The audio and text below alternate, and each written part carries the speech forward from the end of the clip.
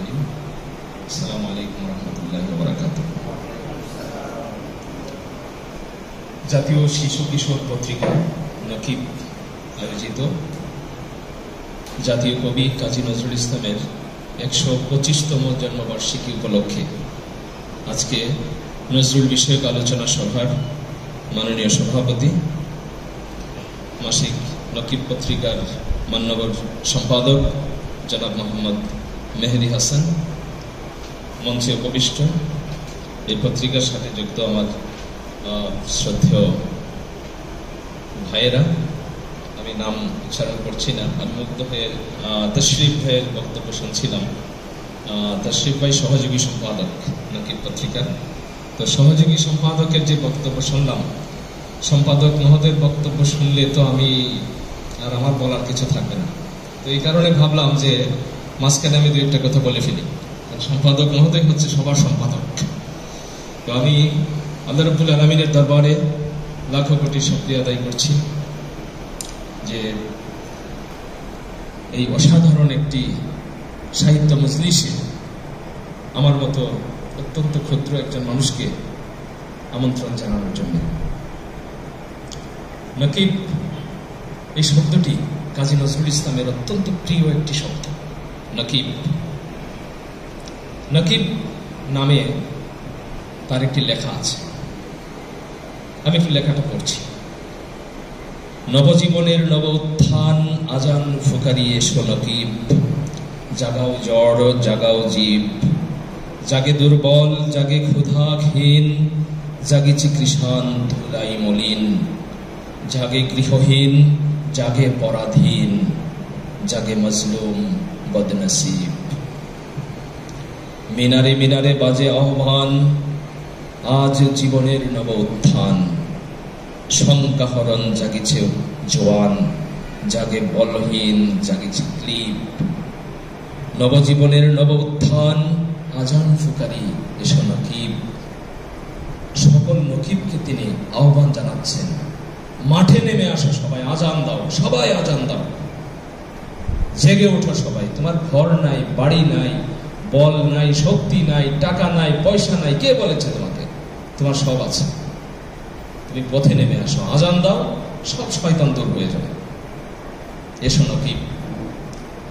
তো সেই নকিবের আমন্ত্রণ যখন আমি পেলাম গত রাতে, গভীর রাতে, আমার অত্যন্ত প্রিয় মানুষ, আপনারা তাকে চিনেন, খুব ভালো লেখক, কাশ্মীরের কান্না যার অন্তরে বাজে, আমাদের প্রিয় সমর ইসলাম। সমর ইসলাম উনি আমাকে বললেন যে আপনি কি একটা প্রোগ্রামের সময় দিতে পারবেন? আমি শুনে আমার এত ভালো লাগলো। আমার আসলে আজকে এই সময় প্রোগ্রাম হলো প্রেস ক্লাবে, জাতীয় প্রেস ক্লাবে। আমি তাদেরকে বললাম যে আপনাদের ওখানে আমি আসতে পারবো না, আমার একটা নিজের একটা প্রোগ্রাম আছে। এই প্রোগ্রামটিকে আমার মনে হয়েছে নিজের প্রোগ্রাম, আমার নিজের, আর ওইটা মনে হয়েছে যে ওখানে আমি আমন্ত্রিত অতিথি, অন্যের প্রোগ্রাম দাওয়াতে যাওয়া, কিন্তু এটা আমার নিজের ঘর, নিজের বাড়ি। আমি তাদেরকে বললাম যে আমি খুবই দুঃখিত যে আমার নিজের একটি প্রোগ্রাম পড়ে গেছে, ওই প্রোগ্রামে আমার যেতে হবে। তো তারা বললো যে আপনি শুধু একটু এসে দুইটা কথা। তো আমি সেখানে অল্প সময়ের জন্য ছিলাম, আধা ঘন্টার জন্য ছিলাম। আমার সৌভাগ্য, আল্লাহ রাব্বুল আলামিনের দরবারে আবারও শুকরিয়া আদায় করছি যে এখানে এসে পৌঁছতে পেরেছি। এটা আমার মনে হচ্ছে যে এখানে থেকেই যাই, না যাই আর। ঠিক আছে, থেকে যাওয়া যাবে না? থাকবো ইনশাল্লাহ, ইনশাল্লাহ। এখন আমাকে আজকে এই আয়োজনে আমরা জানি, নজরুল সম্পর্কে সবাই আমরা জানি, কম বেশি জানি, কিন্তু এই জানার মধ্যে কোথায় যেন অজানা রয়ে গেছে আমাদের। এই আপন মানুষটিকেও কোথায় যেন দূরের মানুষ কেউ করে রেখেছে। অনেক বড় চক্রান্ত আছে, অনেক ষড়যন্ত্র আছে, যে চক্রান্ত ষড়যন্ত্রের কিছুটা আভাস দিয়ে গেছেন আমাদের তশরিফ ভাই। আমার অভিভাবক, যিনি আমার মানুষ, তাকে যদি আমার কাছ থেকে দূরে রাখা যায় তাইলে কার লাভ? তাদের লাভ, যারা শত্রুদের লাভ।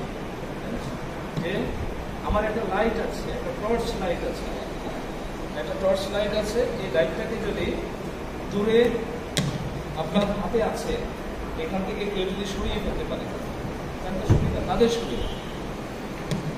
তো আমাদের এই যে আলোটি আছে, এই যে একটা টর্চ লাইট, অন্ধকারের মধ্যে আমরা আছি, অন্ধকার। একটা বিষয় খেয়াল করুন যে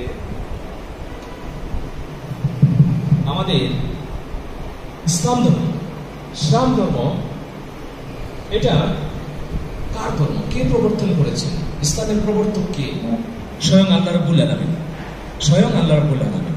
কিন্তু আমাদের বই পুস্তকে আমরা যারা বাংলায় পড়াশোনা করেছি, আমাদেরকে শেখানো হয় ইসলাম ধর্মের প্রবর্তক হযরত মুহাম্মদ সাল্লাল্লাহু আলাইহি সাল্লাম। কত বড় কুফরি কথাবার্তা, কত বড় শিরকি কথাবার্তা। ইসলামের প্রবর্তক স্বয়ং আল্লাহ রাব্বুল আলামিন। আমাদেরকে শেখানো হয় ইসলাম পৃথিবীর সবচেয়ে নবীন ধর্ম, নতুন ধর্ম। নাউজুবিল্লাহ। ইসলাম হচ্ছে পৃথিবীর সবচেয়ে প্রাচীন ধর্ম, প্রথম ধর্ম, এবং আল্লাহ রাব্বুল আলামিনের কাছে একমাত্র মনোনীত ধর্ম, একমাত্র।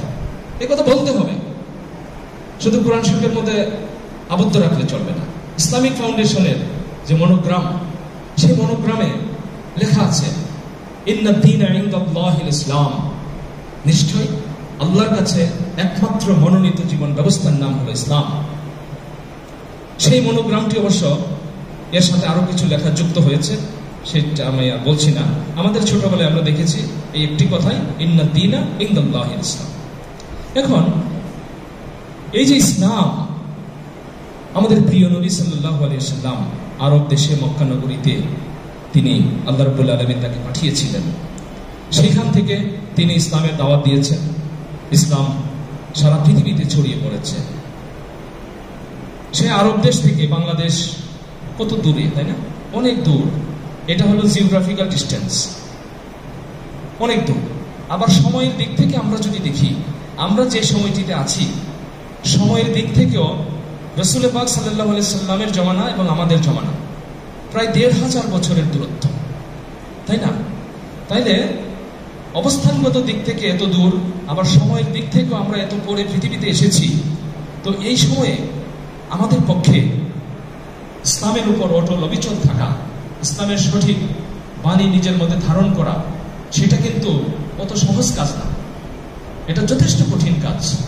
এবং সেই কারণে আমাদেরকে বেশি বেশি করে কি করতে হবে, যে সূরা ফাতিহাতে আল্লাহ যেভাবে আমাদেরকে দোয়া শিখিয়েছেন যে ইহদিনাস সিরাতাল মুস্তাকিম সিরাতাল লাযিনা আন'আমতা আলাইহিম, তাদের পথে চালাও যাদের উপর তোমার রহমত বর্ষিত হয়েছে, তাদের পথে চালাও। কিন্তু তাদের পথে নয় যাদের উপর তোমার গজব, যারা অভিশপ্ত, তাদের পথে আমাদেরকে চালাইও না। এখন কাজী নজরুল ইসলাম তিনি কি আল্লাহর রহমত প্রাপ্ত মানুষ, নাকি আল্লাহর গজবে ধ্বংস হওয়া মানুষ? অবশ্যই আল্লাহর রহমত প্রাপ্ত মানুষ। তার যে নামটি, এই নামের মধ্যে 3টা অংশ আছে। কাজী নজরুল ইসলাম। কাজী শব্দের অর্থ বিচারক, জাস্টিস, যিনি বিচার করেন, কাজী। কিন্তু ব্রিটিশরা আমাদেরকে যখন পরাধীন করে ফেললো, তাদের অধীন করে ফেললো, তারা এই শব্দগুলোকেও তারা শেষ করে ফেললো। কাজী শব্দটিকে তারা ব্যবহার করলো, যারা বিয়ে পড়ায় তাদের নাম দিল কাজী, যারা কাপড় সেলাই করে তাদের নাম দিল খলিফা। কত বদমাইশি হইতে পারে চিন্তা করা যায়। আমাদেরকে আমাদের মূল থেকে বিচ্ছিন্ন করবার জন্য এগুলো হচ্ছে চক্রান্ত। যে খলিফা বললে আমরা যেন খলিফাতুল মুসলিমিন যারা ছিলেন, খোলাফায়ে রাশিদিন যারা ছিলেন, তাদের কথা যেন আমার মাথায় না আসে। খলিফা বললে যেন আমার চোখের সামনে বাসে যিনি কাপড় সেলাই করেন। আমাদের গ্রামে খলিফা বাড়ি একটা আছে, খলিফা বাড়ি। তা আমি চিন্তা করতাম খলিফা বাড়ি মানে কি সেই খোলাফায়ে রাশিদিনদের কেউ? বলে দেখি না, তারা তো কাপড় সেলাই করে, এই জন্য তাদের বাড়ির নাম খলিফা বাড়ি। নাউজুবিল্লাহ। কাজী, বিয়ে পড়াইলে হয় কাজী, ঠিক না? কাজী যিনি বিচার করবেন। তো কাজী নজরুল ইসলাম। আর নজর শব্দের অর্থ তো আমরা জানি দৃষ্টি, তাই না? নজর কিসের দৃষ্টি? ইসলামের দৃষ্টি, তাই না? কাজী নজরুল ইসলাম, কত সুন্দর একটি নাম। তো তিনি আসলে কে ছিলেন? একজন মানুষকে বুঝতে গেলে তার সৃষ্টিকর্মের মাধ্যমে বুঝতে হয়, তার আমল আখলাকের মাধ্যমে বুঝতে হয় যে মানুষটি কে, কেমন ছিলেন। কারণ আমরা তো তাকে দেখি নাই, বা দেখলেও হয়তো আমরা বুঝি নাই। আমরা যারা আছি আমরা দেখিই নাই কেউ। আসলে আপনারা যারা সামনে আছেন, শিক্ষার্থী যারা আছেন, হ্যাঁ, আপনারা সরাসরি দেখেন নাই। এখন তিনি কে ছিলেন, তার কাজের মাধ্যমে আমরা একটু পরিচয়টা তাদের নিতে হবে। তিনি কে ছিলেন? কাজী নজরুল ইসলাম। একটি কবিতার কথা আমি বলবো, বাংলার আজিজ। বাংলার আজিজ এই কবিতার মধ্যে তিনি চট্টগ্রামের জনাব আজিজ সাহেব নামে একজন ভদ্রলোক ছিলেন। তিনি ছিলেন তৎকালীন বাংলার শিক্ষা বিভাগের তিনি প্রধান ছিলেন, শিক্ষা বিভাগের প্রধান জনাব আজিজ সাহেব। তো সেই আজিজ সাহেবের এক নাতি এবং নাতনি, আপনারা নাম বললে চিনতে পারবেন। নাতির নাম হচ্ছে হাবিবুল্লাহ বাহার, আর নাতনি বা নাতিনের নাম হচ্ছে শামসুন নাহার মাহমুদ। হাবিবুল্লাহ বাহার, এই যে ঢাকায় যার নামে একটি কলেজ আছে, তাই না, শান্তিনগরে হাবিবুল্লাহ বাহার কলেজ, তিনি ছিলেন কাজী নজরুল ইসলামের একজন শিষ্য। একজন শিষ্য ছিলেন হাবিবুল্লাহ বাহার। অনেক পড়াশোনা করেছেন। সেই পড়াশোনার পরে তিনি ব্রিটিশ সিভিল সার্ভিসে পরীক্ষা দিয়ে তিনি চাকরি পেলেন। সেই চাকরি সবচেয়ে বড় চাকরি সেই সময়ের, সেটাকে বলা হয় IPS, Indian police service. Indian police সার্ভিসে তার চাকরি হলো হাবিবুল্লাহ বাহারের। তিনি খুব খুশি যে বিরাট চাকরি হয়েছে। কাজী নজরুল ইসলামকে তিনি এসে বললেন যে কাজীরা, আমার তো বিশাল চাকরি হয়ে গেছে, এখন অনেক বড় খেদমত করতে পারবো আমি মুসলিম উম্মার। তো কাজী নজরুল ইসলাম বললেন, আমি এখন কিছু বলবো না, তুমি অমুক দিন আমার একটি জনসভা আছে, সেই জনসভাতে তুমি তোমার অ্যাপয়েন্টমেন্ট লেটারটি নিয়ে একদম সোজা স্টেজে চলে আসবে, তখন আমি কিছু বলবো, কিছু কথা বলবো। তো ওই দিন হাবিবুল্লাহ বাহার তার যে অ্যাপয়েন্টমেন্ট লেটার ইন্ডিয়ান পুলিশ সার্ভিসের, সেই অ্যাপয়েন্টমেন্ট লেটারটি নিয়ে তিনি সোজা মঞ্চে উঠে গেলেন। মঞ্চে দাঁড়িয়ে কাজী নজরুল ইসলাম বক্তব্য দিচ্ছেন। সেই সময় হাবিবুল্লাহ বাহার উঠলেন মঞ্চে। কাজী নজরুল ইসলাম বক্তব্য থামালেন, থামিয়ে বললেন, প্রিয় ভাইয়েরা, মুসলমানদের তরুণ নেতা হাবিবুল্লাহ বাহার, এই হাবিবুল্লাহ বাহারকে ব্রিটিশ সরকার একটি গোলামীর পত্র ধরিয়ে দিয়েছে। এই গোলামীর পত্রটি সে এখন আপনাদের মাঝে ছিঁড়ে টুকরো টুকরো করে ফেলে দিবে। হাবিবুল্লাহ বাহার আর কোনো কথা বললেন না, সাথে সাথে অ্যাপয়েন্টমেন্ট লেটারটি ছিঁড়ে টুকরো টুকরো করে ফেলে দিলেন। কাজী নজরুল ইসলাম বললেন যে, চাকর হইয়া চাকরি করিতে আসেনি গো মুসলমান। মুসলমান আল্লাহর গোলামি করবে, আল্লাহর চাকরি করবে, কোনো মানুষের চাকরি করবে না। ছিঁড়ে ফেলে কাগজ। তিনি ছিঁড়ে ফেললেন। তাতে কি লস হয়েছে না? যে আল্লাহর কথা শুনে, তারই কথা শুনে লোকে, আল্লাহর নূর যে দেখেছে, পথ পাই লোক তার আলোকে। কাজী নজরুল ইসলামের কথা, যে আল্লাহর কথা শুনবে, তার কথা, গোটা সৃষ্টি তার কথা শুনবে। হাবিবুল্লাহ বাহার আল্লাহর কথা শুনেছেন, ছেড়ে দিলেন, ছিঁড়ে ফেলে দিলেন। তাতে কি হলো? যখন পাকিস্তান রাষ্ট্র তৈরি হলো, পাকিস্তান রাষ্ট্রের প্রথম স্বাস্থ্যমন্ত্রী হলেন হাবিবুল্লাহ বাহার, প্রথম স্বাস্থ্যমন্ত্রী। এবং ঢাকা শহরে এই যে ফগার মেশিন দিয়ে যে মশা মারে, এই মশা মারার মেশিন তিনি আমদানি করেছিলেন মশা মারার জন্য। এই জন্য ঢাকাবাসী অন্তত তাকে চিরদিন স্মরণ রাখবে, হাবিবুল্লাহ বাহার। একটা মশা কামড় দিলেই মনে পড়বে হাবিবুল্লাহ বাহারের কথা। কোথায় সে ফগার মেশিন, ঠিক আছে, মারলেই মশা চলে যাবে। ওকে, এই হাবিবুল্লাহ বাহার এবং তার আপন বোন হচ্ছে শামসুন নাহার মাহমুদ। শামসুন নাহার মাহমুদ ঢাকা বিশ্ববিদ্যালয়ে, যার নামে একটি হল আছে, মেয়েদের একটি হল আছে, যে হলটির নাম হচ্ছে শামসুন নাহার হল। তো আপন ভাই বোন, তাদের নানা হলেন মিস্টার আজিজ সাহেব। কাজী নজরুল ইসলাম তাদের বাড়িতে থাকতেন, মাঝে মাঝে থাকতেন। তিনি যখন চট্টগ্রামে যেতেন তখন তাদের বাড়িতে মাঝে মাঝে থাকতেন। শামসুন নাহার তখন বেশ ছোট, স্কুলে পড়াশোনা প্রাইমারিতে শেষ, হাই স্কুলে পরিবার থেকে আর ভর্তি করাবে না। কেন করাবে না? কারণ হচ্ছে পর্দার ব্যাপার আছে, সেই জন্য পড়াবে না। তো তিনি ঘরেই থাকেন। কাজী নজরুল ইসলাম যখন বাইরে চলে যান, সারাদিন তো ঘুরে বেড়ান মানে কি, কাজ করেন, স্বাধীনতার জন্য কাজ করেন। পৃথিবীতে কোনো কাজ অনর্থক করতে হয় না, সকল কাজের ভিত্তি হবে আল্লাহর সন্তুষ্টি। কার কথা? নবীজির কথা। তোমার সকল কাজের ভিত্তি হবে আল্লাহর সন্তুষ্টি। তুমি যদি কাউকে ভালোবাসো তাহলে আল্লাহর সন্তুষ্টির জন্য ভালোবাসবে, যদি কাউকে ঘৃণা করো তাহলে আল্লাহর সন্তুষ্টির জন্য ঘৃণা করবে। যদি কেউ হিজরত করে বিয়ে করার জন্য, তার হিজরত ওইটুকুই। আর যে হিজরত করবে আল্লাহর সন্তুষ্টির জন্য, তার হিজরত আল্লাহর কাছে কবুল হবে। হাদিস। কাজী নজরুল ইসলাম চট্টগ্রামে, আপনারা জানেন যে তখন স্বাধীনতা আন্দোলনে চট্টগ্রামের একটা বড় ভূমিকা ছিল। আমরা মাস্টারদা সূর্য সেনের কথা জানি যে তিনি অস্ত্রাগার লুণ্ঠন করেছিলেন, কিন্তু অস্ত্রাগার লুণ্ঠন করা তিনি কিভাবে অনুপ্রাণিত হলেন, তার গুরু কে ছিল, কার দ্বারা তিনি অনুপ্রাণিত ছিলেন? হি ওয়াজ দ্য কাজী নজরুল ইসলাম, তার দ্বারা তিনি অনুপ্রাণিত হয়েছিলেন। কাজী নজরুল ইসলাম সেই সময় দুইটা সন্ত্রাসী দল ছিল, আপনারা জানেন, একটি হলো যুগান্তর আর একটি হলো অনুশীলন। এই দুইটা সন্ত্রাসী দল তারা ব্রিটিশদের বিরুদ্ধে বোমাবাজি করত, অস্ত্র প্রয়োগ করত তাদেরকে তাড়িয়ে দেওয়ার জন্য। সেই ইতিহাসের দিকে আমার হয়তো আজকে যাওয়ার সুযোগ হবে না। ভারতবর্ষের স্বাধীনতার ইতিহাস হচ্ছে এককভাবে মুসলমানদের ইতিহাস, এককভাবে মুসলমানদের ইতিহাস। কিন্তু আপনারা যারা গ্রামে মানুষ হয়েছেন আপনারা খেয়াল করবেন যে যারা ওই যে গরু মরলে চামড়া বিক্রি করে না, চামড়া নিয়ে যায়, তাদেরকে কি বলে? মুচি, তাদেরকে মুচি বলে। তো মুচিদের কাজ হলো সকালবেলা সে বের হয়ে দেখে কয়টা গরু মরছে, একটা গরু মরলো, এটাতে একটু টাচ করে গেল, যাবে আরেক জায়গায়, ওইটা আবার টাচ করবে, যত জায়গায় টাচ করবে সব গরুর ভাগ তাকে দিতে হবে, সব চামড়া সে পাবে, শুধু স্পর্শ করেছে আর কিছু না, কিন্তু কোনো কাজ করে নাই। ভারতবর্ষের স্বাধীনতা আন্দোলনের ইতিহাসে রক্ত দিয়েছে মুসলমানরা, জীবন দিয়েছে মুসলমানরা, সহায় সম্পদ সবকিছু বিসর্জন দিয়েছে মুসলমানরা। কিন্তু শেষ দিকে এসে কেউ ওই যে মুচিদের মতো একটু টাচ করছে, এখন কৃতিত্ব চলে গেছে সব তাদের কাছে। আমরা অজ্ঞ, আমরা বুঝি না বলে আমাদের সম্পদ নিয়ে যায় অন্যেরা, সেদিকে আজকে যাওয়ার সুযোগ নাই, পরে সুযোগ হলে ইনশাল্লাহ কথা বলবো।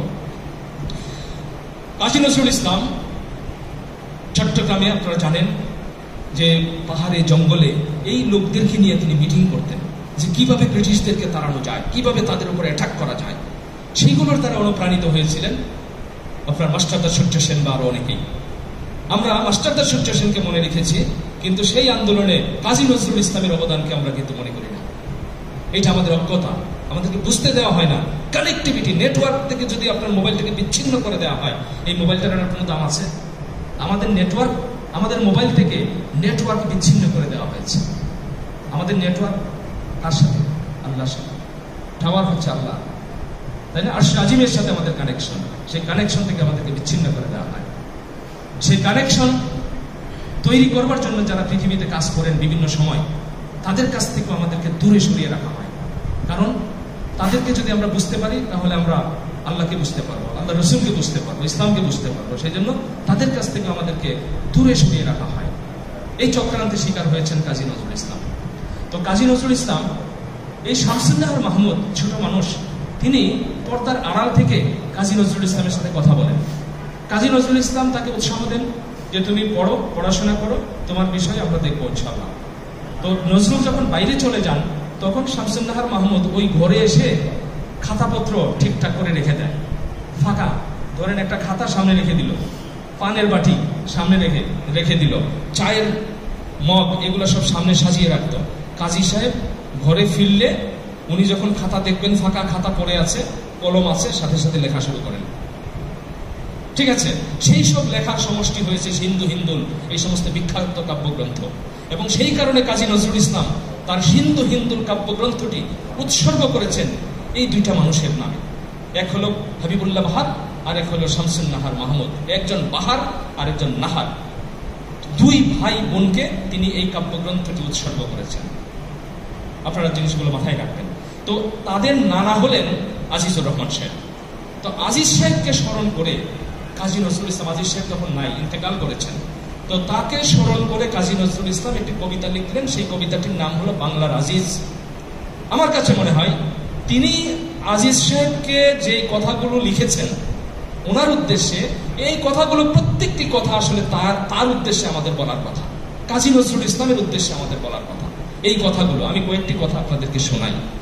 পোহাইনি রাত, আজান তখনও দেইনি মুয়াজ্জিন, মুসলমানের রাত্রি তখন আর সকলের দিন, অঘোর ঘুরে ঘুমায় যখন বঙ্গ মুসলমান, সবার আগে জাগলে তুমি গাইলে জাগার গান। ফজর বেলার নজর ওগো উঠল মিনার পর, ফজর বেলার নজর, এই নজর মানে কি? নজরুল ইসলাম। ফজর বেলার নজর ওগো উঠলে মিনার পর, ঘুম টোটানো আজান দিলে আল্লাহু আকবার। কোরআন শুধু পড়লো সবাই, বুঝলে তুমি একা, লেখার যত ইসলামী জোশ তোমায় দিল দেখা। ইসলামী লেখা কে লিখেছেন? কাজী নজরুল ইসলাম। আমি আবার বলছি, কোরআন শুধু পড়লো সবাই, বুঝলে তুমি একা, লেখার যত ইসলামী জোশ তোমায় দিল দেখা। যত ইসলামী জোশ আছে সব তোমার লেখার মধ্যে ধরা দিল। খাপে রেখে অসি যখন খাচ্ছিল সব মার, আলোই তোমার উঠলো নেছে দুধারি তলোয়ার। চমকে সবাই উঠলো জেগে, ঝলসে গেল চোখ, নৌজওয়ানের খুন জোশিতে মস্ত হলো লোক। আধার রাতের যাত্রী যত উঠলো গেয়ে গান, তোমার চোখে দেখলো তারা আলোর অভিযান। পেরিয়ে এলো বিবর হতে সিংহ শাবক দল, যাদের প্রতাপ দাপে আজি বাংলা টলমল। এলে নিশান বর্দার বীর দুশ্মন পর্দার, লাইলা চিরে আনলে নাহার রাতের তারা হার।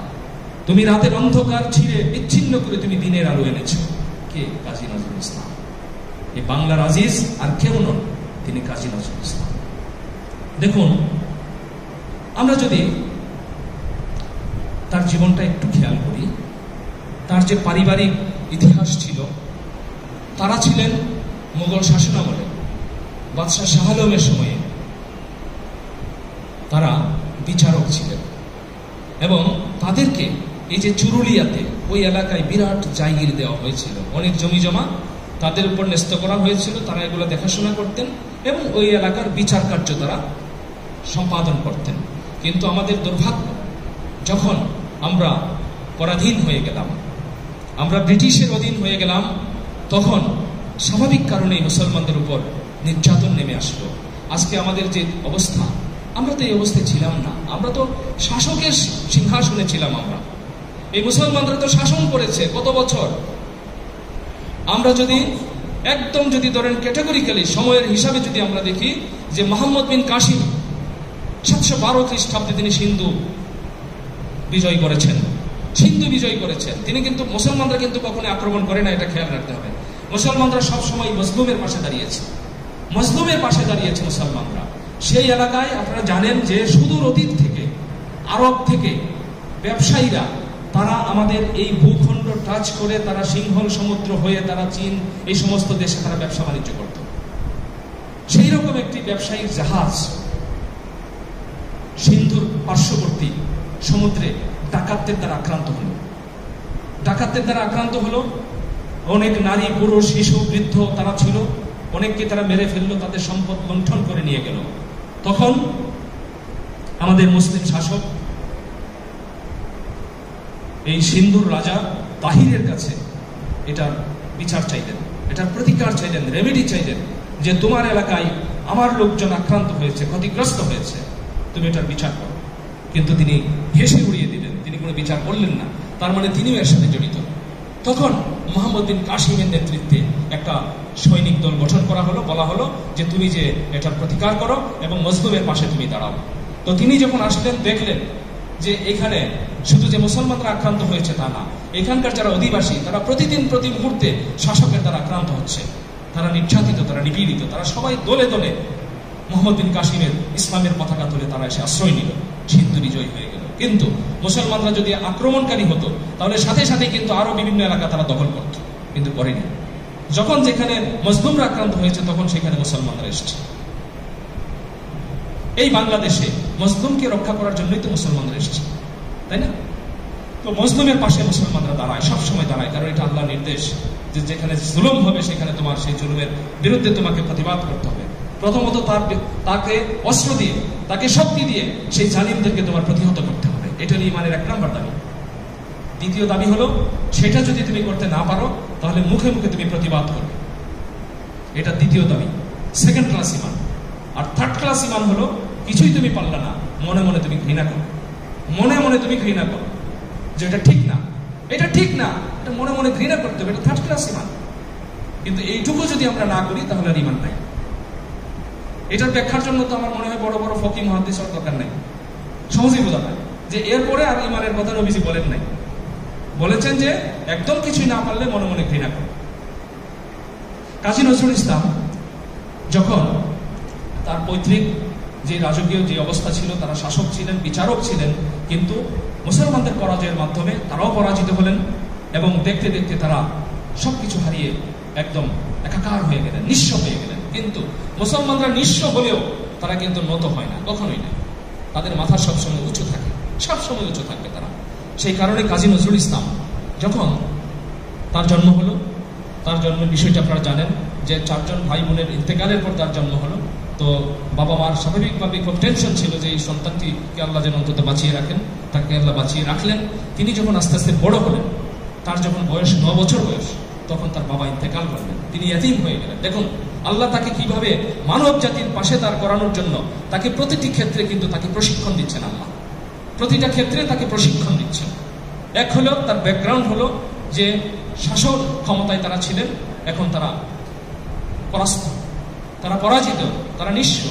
এটা একটা অভিজ্ঞতা। আরেকটি অভিজ্ঞতা হলো যে পিতা ওই পরিবারের অভিভাবক, সেই পিতা ইন্তেকাল করলেন ছোটবেলায়, এতিম হয়ে গেলেন। তাহলে এতিমের যন্ত্রণা কি তিনি বুঝবেন।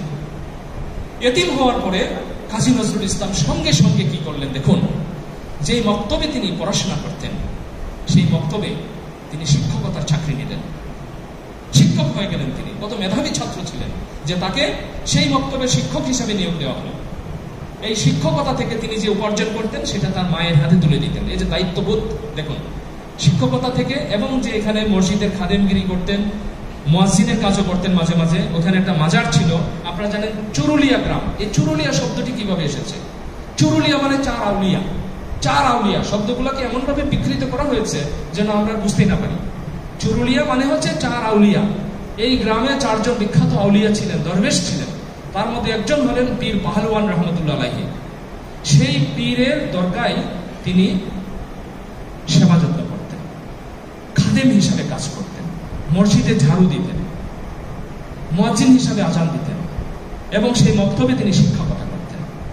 এবং এইগুলো করে যে সামান্য কয়টা পয়সা আসতো মায়ের হাতে তুলে দিতেন। কেন তুলে দিতেন? কারণ অভাবের সংসার, ভাই বোনদেরকে যেন তিনি লালন পালন করতে পারেন। একটা জিনিস আপনারা জানেন কিনা, সেই সময় কাজী নজরুল ইসলামের আপন মামা তিনি ছিলেন ব্যারিস্টার। তার নাম হচ্ছে ব্যারিস্টার জিয়াউর রহমান। তো ব্যারিস্টার জিয়াউর রহমান সাথে সাথে তাদের পরিবারের কাছে তিনি আসলেন যে বাবা মারা গেছে, কোনো অসুবিধা নেই, আমরা আছি, আমি সাহায্য করব। কাজী নজরুল ইসলাম বললেন, মাকে বললেন যে মা, আমরা তো আল্লাহ ছাড়া কারো কাছ থেকে কোনো সাহায্য নিব না। আমরা সাহায্য নেই শুধু আল্লাহর কাছ থেকে, কোনো মানুষের কাছ থেকে আমরা সাহায্য নেই না। সুতরাং তুমি মামাকে বলে দাও যে আমরা পরিশ্রম করে চলবো, কোনো সাহায্যের দরকার নেই। দেখুন তিনি কোনো সাহায্য নেননি। এরপরে দেখবেন যে তিনি রুটির দোকানে কাজ করেছেন। কেন?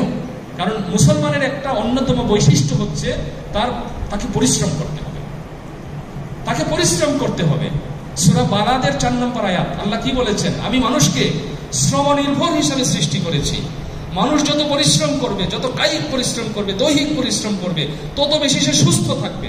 তার অঙ্গ প্রত্যঙ্গ, তার যে মেকানিজম গুলো সবগুলো ঠিক থাকবে যদি সে পরিশ্রম করে। এটা মুসলমানদের একটা অন্যতম প্রধান বৈশিষ্ট্য যে পরিশ্রম করতে হবে। কাজী নজরুল ইসলাম পরিশ্রম করতেন, রুটির দোকানে কাজ করেছেন। তিনি লেটু দলে যোগ দিয়েছেন।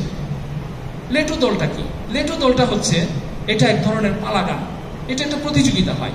আপনারা ধরেন একটা বিষয় নিয়ে কথা বললেন, গানে গানে আমরা এই দিক থেকে আরেকটা কথা বলবো, আপনারা ধরেন হেরে যাচ্ছেন, আপনারা পাল্টা জবাব দিবেন, তখন আবার আমরা পাল্টা জবাব দিব। এইভাবে একটা লড়াই হয়। এই লড়াইটাকে বলা হয় লেটুর আসর। সেই লেটু দলে যখন তিনি যোগদান করলেন, দেখুন তিনি দেখলেন যে লেটু দলে যে গানের যে আসর, এটা শুরু হয় দেবদেবীর বন্দনা দিয়ে। দেবদেবীর বন্দনা দিয়ে এই আসর বন্দনা শুরু হয়। কাজী নজরুল ইসলাম প্রতিবাদ করলেন, তিনি বিদ্রোহ করলেন। তিনি বললেন যে আমি শুরু করবো আল্লাহ এবং তার রাসূলের নাম দিয়ে। প্রথমে বন্দনা করি তোমারই ওগো বাড়ি তালা, তারপরে দরুদ পড়ি মুহাম্মদ মুস্তাফা সাল্লি আলা। এইভাবে তিনি শুরু করলেন। চিন্তা করা যায়, তার 9 বছর বয়স, 10 বছর বয়স একটি শিশু, তিনি কত বড় বিদ্রোহ করলেন ইসলামের পক্ষে। তিনি বললেন যে প্রথমে বন্দনা করি তোমারই ওগো বাড়ি তালা, তারপরে দরুদ পড়ি মুহাম্মদ মুস্তাফা সাল্লি আলা। সুবহানাল্লাহ। চিন্তা করা যায় একটি শিশুকে আল্লাহ কি দিয়েছিলেন।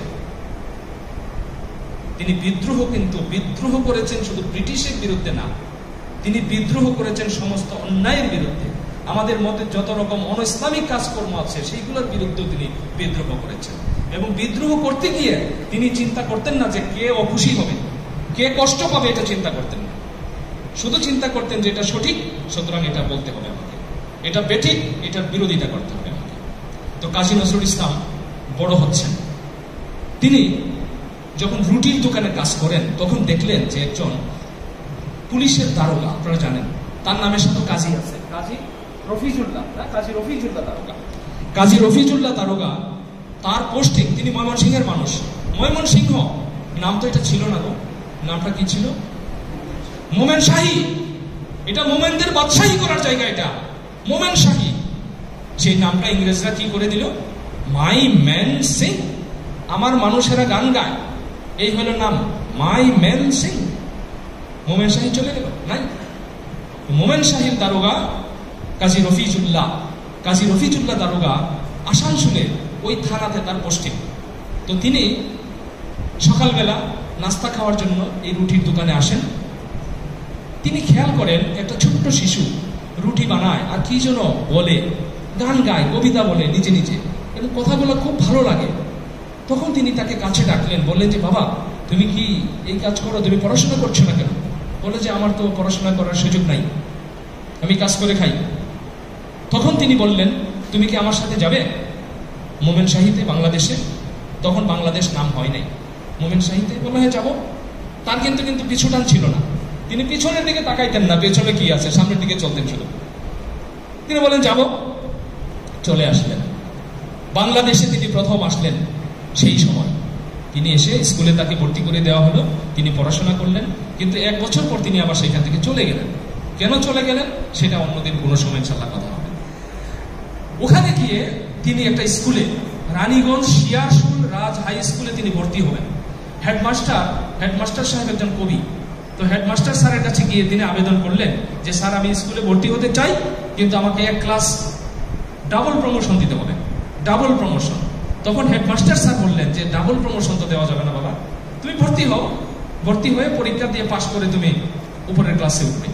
তিনি বললেন, কাজী নজরুল ইসলাম বললেন যে স্যার তাইলে আমি একটা দরখাস্ত লিখি, দেখেন যোগ্যতার প্রমাণ কিভাবে দিতে হয়। আপনি দরখাস্তটা দেখে আপনি একটা সিদ্ধান্ত দিয়ে দেন যে আমি কোন ক্লাসে ভর্তি হওয়ার উপযুক্ত। দরখাস্ত লিখলেন, সেই দরখাস্ত দেখে হেডমাস্টার সাহেব এত খুশি হলেন, বললেন যে তুমি 1 ক্লাস উপরে তোমাকে ভর্তি করে দিলাম। সেই রানীগঞ্জ শিয়ারশুল রাজ হাই স্কুলে তাকে মাসে 5 টাকা করে বৃত্তি দেওয়া হতো, স্কলারশিপ দেওয়া হতো। কিন্তু স্কলারশিপের টাকা দিয়ে তিনি কি করতেন? বাড়িতে এবার খবর পাঠালেন মায়ের কাছে। মাকে বললেন যে মা, মায়ের নাম জাহেদা খাতুন, আমার মায়ের নাম জাহেদা খাতুন, জাহেদা খাতুন, যে মা আমি তো 5 টাকা করে এখানে স্কলারশিপ পাচ্ছি, তুমি আমার ছোট ভাইকে কাজী আলী হোসেনকে তুমি পাঠিয়ে দিবে, মাসের 1 তারিখে তুমি পাঠিয়ে দিবে, সাথে সাথে আমি টাকাটা পেয়ে ওর হাতে দিয়ে দিব, সেই টাকায় তুমি চলবে। দেখেন বাবা মার প্রতি কিভাবে দায়িত্ব পালন করতে হয়। তো 1 তারিখেই আসবে, এরপরে আসলে কিন্তু বন্ধু বান্ধবরা খেয়ে ফেলবে, কিছু করতে পারবো না। তো এই চিন্তাও ছিল যে টাকাটা খেয়ে ফেলতে পারে, বাচ্চা মানুষ তো সব, আচ্ছা খেয়ে ফেলতে পারে। তাই 1 তারিখে প্রথম দিকে এসে ছোট ভাই টাকাটা নিয়ে যেত। দেখুন কত বড় দায়িত্বশীল তিনি ছিলেন। যেই মানুষটি তার নিজের প্রতি দায়িত্বশীল হয়, যেই মানুষটি তার বাবা মার প্রতি দায়িত্বশীল হয়, যেই মানুষটি তার পরিবারের প্রতি দায়িত্বশীল হয়, সেই মানুষটি সমাজের প্রতি দায়িত্বশীল হতে পারে, সেই মানুষটি রাষ্ট্রের প্রতি দায়িত্বশীল হতে পারে, সেই মানুষটি মানব সভ্যতার প্রতি দায়িত্বশীল হতে পারে। দায়িত্বশীলতার শিক্ষা কিন্তু পরিবার থেকে, নিজের থেকে নিতে হয় শিক্ষাটা, যে আমি আমার প্রতি দায়িত্বশীল কিনা, আমি আমার উপর জুলুম করি কিনা। আল্লাহ যখন আমাদেরকে দোয়া শিখিয়ে দিলেন, আমাদের পিতা আদম আলাইহিস সালামকে, যে তুমি এইভাবে দোয়া করো, রাব্বানা যালামনা আনফুসানা, যে হে আমাদের রব, আমরা তো আমাদের আত্মার উপর, নফসের উপর, নিজেদের উপর জুলুম করে ফেলেছি। জালিম তো আমি নিজে, কারণ আমি আমার উপর জুলুম করি। তা আমি যদি আমার উপর জুলুম না করি, তাহলে আমি পরিবারের প্রতিও জুলুম করবো না, সমাজের প্রতিও করবো না, কারোর প্রতি করবো না। তাহলে নিজেকে ঠিক হতে হবে। এই নিজেকে ঠিক করবার জন্য কাজী নজরুল ইসলাম সারা জীবন কাজ করেছেন। তিনি নিজেকে চিনতে হবে। আমি সহসা আমারে চিনেছি, আমার খুলিয়া গিয়াছে সব বাট, বিদ্রোহী কবিতায় তিনি বলেছেন নিজেকে চিনতে হবে। কাজী নজরুল ইসলাম তিনি এই স্কুলে ভর্তি হলেন, 5 টাকা বৃত্তি পাচ্ছেন, সেই টাকা মাকে দিয়ে দিচ্ছেন। যুদ্ধের ডাক এসে গেল, প্রথম বিশ্বযুদ্ধ। ব্রিটিশ সরকার মাইক দিয়ে অ্যানাউন্স করছে যে একটা বাঙালি তরুণদেরকে দিয়ে একটা পল্টন গঠন করা হবে, একটা ব্রিগেড গঠন করা হবে। সেই ব্রিগেডে কে কে অংশ নিতে চাও, তারা এসে নাম লিখাও। কোথায় নাম লিখাতে হবে? ম্যাজিস্ট্রেটের কাছে। ডিসির কাছে এসে নাম লেখাও, তোমাদেরকে আমরা যুদ্ধে পাঠাবো, কারা কারা আছো, সাহসী তরুণ কারা কারা আছো। কাজী নজরুল ইসলাম শুনলেন এবং তার এক বন্ধু, সেই বন্ধু তিনিও শুনলেন। তারা দুই বন্ধু মিলে তারা গেলেন নাম লেখানোর জন্য। কিন্তু সাথে যে বন্ধুটি ছিল, সেই বন্ধুটির দাদু, হিন্দু বন্ধু, তার দাদা ছিলেন তখন অনারারি ম্যাজিস্ট্রেট। তিনি বসে আছেন, কারা কারা নাম লিখাচ্ছে, তিনি নিচ্ছেন নামগুলো। তিনি যখন দেখলেন তার নাতি এসে গেছে, তাকে ধমক দিয়ে বের করে দিলেন যে যুদ্ধ তোমার জন্য না, তুমি কেন যুদ্ধ করবা? দেখেন না, নেতারাও কিন্তু মাঠে নামে না, মাঠে নামে কর্মীরা, ওই যুদ্ধ তোমার জন্য না। হ্যাঁ, কেউ ভুলে না কেউ ভুলে একটা বই আছে, ওই কাজী নজরুল ইসলামের বন্ধুর লেখা। তো আমি নামটি আমার মনে পড়লে পরে আমি বলে দিব। কেউ ভুলে না কেউ ভুলে বা আমার বন্ধু নজরুল, দুইটা বই আছে, তার বিখ্যাত বই। তো তিনি যুদ্ধে যেতে পারলেন না, কারণ তার দাদা তাকে যেতে দিল না। কিন্তু কাজী নজরুল ইসলামের তো কেউ নাই, তিনি সকলের, তিনি চলে গেলেন যুদ্ধে। কেন যুদ্ধে গেলেন একটা জিনিস খেয়াল করবেন, যে এটা একটা কন্ট্রাডিকশন আছে। ব্রিটিশের বিরুদ্ধে তিনি যুদ্ধ করবেন, কিন্তু ব্রিটিশের পক্ষে তিনি কেন বিশ্বযুদ্ধে গেলেন? গেলেন এই কারণে একটা ট্রেনিং নেওয়ার জন্য। যে কথা তিনি লিখেছেন পরবর্তীকালে, যে এই শিকল পরেই শিকল তোদের কর্মরে বিকল, যে তোদের শিকল ভাঙতে গেলে কিভাবে ভাঙতে হবে এটা তোদের কাছ থেকে শিখতে হবে। সেই যুদ্ধটা শিখবার জন্য তিনি যুদ্ধে গেলেন। সেই যুদ্ধে গিয়ে তিনি 2.5 বছর যুদ্ধে ছিলেন। সেখানে তিনি 5টি প্রমোশন পেয়েছিলেন। সেনাবাহিনীতে 2.5 বছরে 5টি প্রমোশন পাওয়া চারটিখানি কথা না, তার মানে কত মেধাবী ছিলেন, কত দায়িত্বশীল ছিলেন। আবার স্কুলে যখন তিনি পড়তেন, তিনি কিন্তু কখনো সেকেন্ড হতেন না, তিনি সবসময় ফার্স্ট হতেন। কিন্তু সবসময় যুদ্ধ থেকে আসলেন, এসে তার ওই বন্ধুর সাথে আবার দেখা। তাকে বললেন আমি এখন কোথায় উঠবো? প্রথমে বাড়িতে গেলেন, মাকে বললেন যে মা, যুদ্ধ থেকে এসেছি, যুদ্ধ ফেরত ব্রিটিশ সৈনিক হিসাবে ব্রিটিশ সরকার আমাকে একটা অ্যাপয়েন্টমেন্ট লেটার দিয়েছে, একটা চাকরি দিয়েছে আমাকে। কি চাকরি? এটা হলো সাব রেজিস্ট্রারের চাকরি। সাব রেজিস্ট্রারের চাকরি দিয়েছে আমাকে ব্রিটিশ সরকার। এটা কত বড় খুশির কথা। সাব রেজিস্ট্রারের চাকরি এখনো তো কত দামি চাকরি জানেন তো, বিরাট ক্ষমতা, অন্যান্য জিনিসও আছে নাউজুবিল্লাহ, কিন্তু বিরাট ক্ষমতা। ওকে, মা তো খুব খুশি যে ছেলে এত বড় চাকরি পেয়েছে। কিন্তু কাজী নজরুল ইসলাম বললেন যে মা, তোমার ছেলে চাকরি করতে পৃথিবীতে আসে নাই, তোমার ছেলে সকল মানুষকে ঘুম ভাঙানোর জন্য পৃথিবীতে এসেছে, যারা অন্ধকারে আছে তাদেরকে আলোর পথে আনবার জন্য পৃথিবীতে এসেছে। আমি চাকরি করব না, তোমাকে শুধু জানালাম, কিন্তু আমি চলে গেলাম কলকাতায়, কারণ রাজধানীতে না থাকলে সেই যুদ্ধের নেতৃত্ব দেওয়া যাবে না। সুতরাং আমি কলকাতায় চলে গেলাম। কলকাতায় এসে তিনি থাকবেন কোথায়? প্রথমে ওই হিন্দু একটা মেসে উঠলেন, কিন্তু 2 দিন পরে তাকে মেস থেকে বের করে দেওয়া হলো, কারণ তিনি মুসলমান, মুসলমানদেরকে তারা রাখবে না। তখন সওগাত পত্রিকা তাকে জায়গা দিল, বঙ্গে মুসলমান সাহিত্য পত্রিকা, তারা তাদেরকে জায়গা দিল। তো কাজী নজরুল ইসলাম সারা জীবন এই কৃতজ্ঞতা স্বীকার করেছেন যে তারা আমাকে যদি জায়গা না দিত আমি কোথায় থাকতাম। তো সওগাত পত্রিকার কথা বলি আমি। এই পত্রিকার এই যে যেমন নকিব পত্রিকা, এটা মাঝে মাঝে দেখবেন প্রতিষ্ঠা বার্ষিকী বের হয়, প্রতিষ্ঠা বার্ষিকী। সওগাত পত্রিকার প্রতিষ্ঠা বার্ষিকী বের হবে। কাজী নজরুল ইসলামের লেখা দরকার, কারণ ওনার লেখা ছাড়া তো চলবে না। এখন কাজী নজরুল ইসলাম কলকাতায় নাই, তিনি কৃষ্ণনগরে থাকেন, সংসার করে ফেলছেন, বাচ্চা কাচ্চা হয়ে গেছে, সংসার করে, অভাবের সংসার, কিভাবে চলবেন? তিনি কলকাতা থেকে দূরে চলে গেছেন। এখন খান মোহাম্মদ মঈনুদ্দিন সাহেব তিনি আসলেন একটা লেখা নেওয়ার জন্য। এসে দেখলেন যে তিনি অসুস্থ, জ্বরে আক্রান্ত, ভয়াবহ জ্বর, 104-5 ডিগ্রি জ্বর। তো তাকে বলা হলো, তার স্ত্রী এবং শাশুড়ি তাকে বললেন যে ভাই আপনি এসছেন, কিন্তু কবির সাথে আপনি দেখা করেন না, কারণ উনি খুব অসুস্থ, কথা বলতে পারছেন না, আপনি ডিস্টার্ব করেন না, উনি সুস্থ হোক তারপরে আসেন, উনি লেখা দিবেন, কিন্তু আজকে আপনি দেখাই করেন না। তো খান মোহাম্মদ মঈনুদ্দিন, আচ্ছা ওনাকে আপনারা চিনতে পেরেছেন তো? খান মোহাম্মদ মঈনুদ্দিন, ওই যে ওই দেখা যায় তাল গাছ, ওই আমাদের গা, ওইখানেতে বাস করে কানাবগির ছা, এই ছড়ার যিনি ছড়াকার খান মোহাম্মদ মঈনুদ্দিন। তার একটা বিখ্যাত বই আছে কাজী নজরুল ইসলামের উপর, যুগ স্রষ্টা নজরুল, যুগ স্রষ্টা নজরুল, এই বইটি আপনারা পড়বেন, যুগ স্রষ্টা নজরুল। তো খান মোহাম্মদ মঈনুদ্দিন বললেন যে আচ্ছা আমি তো অনেক দূর থেকে এসেছি, একটু যদি কবির সাথে একটু দেখাটা করে যায়, একটু সালাম দিয়ে যায়, শুধু তাতে আমার ভালো লাগবে। তখন উনি ঢুকলেন, কবি যে ঘরে শুয়ে আছেন, ঢুকলেন, দেখলেন যে একেবারে কাঁথা মুড়ি দিয়ে শীতে কাঁপছেন, জ্বরে কাঁপছেন, কথাও বলতে পারছেন না। শুধু দেখলেন, বললেন যে মঈনুদ্দিন তুই এসেছিস, বললেন যে কাজীটা আমি তো এসেছি একটা কাজের জন্য এসেছিলাম আমি। বললো কি কাজ? বললো একটা লেখা হলে ভালো হতো সওগাত পত্রিকার জন্য, কিন্তু আপনার যে শারীরিক যে অবস্থা, এই অবস্থায় তো আপনি কিভাবে লিখবেন, আমি পরে আসবো। আমি সম্পাদক মোহাম্মদ নাসির উদ্দিন, ওনাকে বলবো যে আপনি খুব অসুস্থ, লেখাটা দিতে পারছেন না। এই কথা শুনে কাজী নজরুল ইসলাম বললেন যে মঈনুদ্দিন, আমি যদি বলি, আমি মুখে বলতে থাকবো, তুই কি লিখতে পারবি?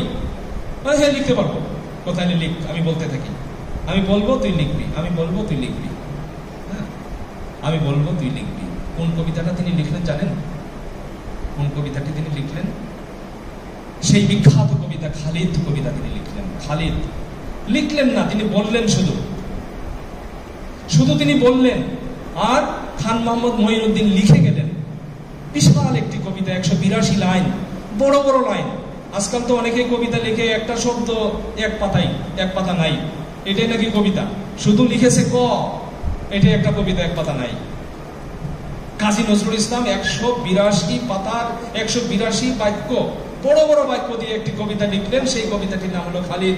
খালিদ খালিদ, আহা কি লিখলেন! সত্য বলিব, লুকাবো না আজ কিছু, শহীদ ও গাজী হওয়া ছাড়া আর সবকিছু হতে মোরা রাজি। বিশ্ব যখন এগিয়ে চলেছে আমরা তখনও মিছে, বিবি তালাকের ফতোয়া খুঁজেছি ফিকা ও হাদিস চষে। আহা কি আক্ষেপের কথা তিনি এই কবিতার মধ্যে লিখেছেন! কত আক্ষেপ করে তিনি লিখেছেন যে সবার অধম মোরা হিন্দুস্তানি, হিন্দু না মোরা মুসলিম তাহা নিজেরাই নাহি জানি। এই খালিদ কবিতায় তিনি লিখেছেন যে আমরা হিন্দু না মুসলমান এটাই বুঝতে পারছি না আমরা এখনো।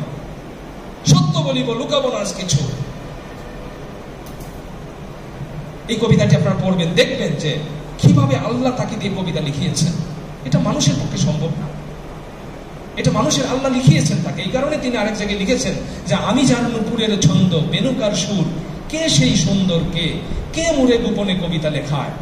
স্বয়ং আল্লাহ রব্বুল আলামিন তাকে দিয়ে লিখিয়েছেন কবিতাগুলো, তিনি লিখলেন। কাজী নজরুল ইসলাম যখন দেখলেন যে এই মুসলমানরা এক সময় ভারত শাসন করেছে, এই পৃথিবীতে রাজত্ব করবার জন্য আল্লাহ তাদেরকে পাঠিয়েছেন, তিনি গর্জে উঠলেন। তিনি পবিত্র কোরআন, পবিত্র হাদিস এবং ইসলামের ইতিহাস থেকে বিষয়গুলো সামনে তুলে ধরলেন। তিনি কি কি কাজ করেছেন, আমি যদি আজকে সময় তো পাবো না, জুমার দিন, তিনি কি কি কাজ করেছেন দেখুন। পবিত্র কোরআন শরীফ অনুবাদের কাজে হাত দিলেন। পবিত্র কোরআন শরীফ, সেটা কিসে অনুবাদ? কাব্যে অনুবাদ। কেন কাব্যে অনুবাদ? কাজী নজরুল ইসলাম বললেন যে পবিত্র কোরআন শরীফ এটা না গদ্য না পদ্য, এটা আল্লাহর নিজস্ব একটা স্টাইল।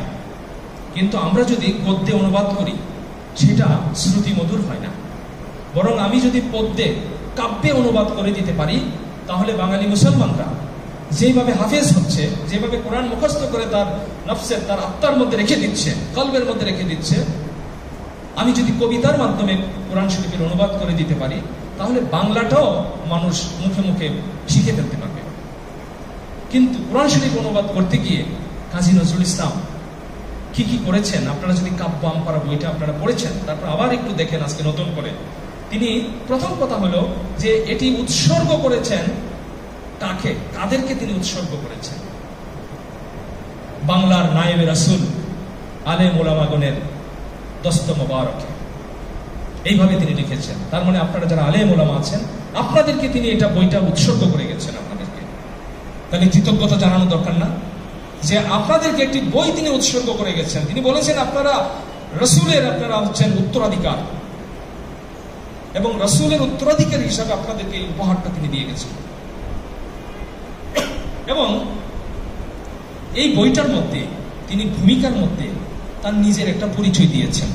আমরা তো তাকে বিদ্রোহী কবি বলি, আমরা তাকে প্রেমের কবি বলি, বিরহের কবি বলি, আমরা কত কিছু বলি তাকে আমরা, কিন্তু তিনি নিজে তার সম্পর্কে একটি কথা লিখেছেন।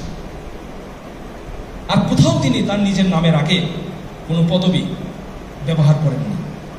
যুদ্ধের মাঠ থেকে যখন লিখতেন তখন হাবিলদার কথাটা তিনি লিখতেন কিছুদিন, কিন্তু নামের আগে কোনো বিশেষণ, বিদ্রোহী কবি, এগুলা তিনি নিজে কখনোই লিখেন নাই। একটি বিশেষণ তিনি নিজের নামের আগে ব্যবহার করেছেন। সেই বিশেষণটি হচ্ছে খাদেমুল ইসলাম। খাদেমুল ইসলাম, তিনি নিজের ব্যাপারে নিজে লিখেছেন খাদেমুল ইসলাম নজরুল ইসলাম।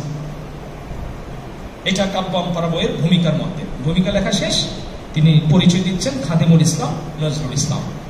ইসলামের এই খাদেমকে যদি আমরা বুঝতে না পারি, তাহলে আমরা কিন্তু ভালো খাদেম হইতে পারবো না, এটা আমার বিশ্বাস।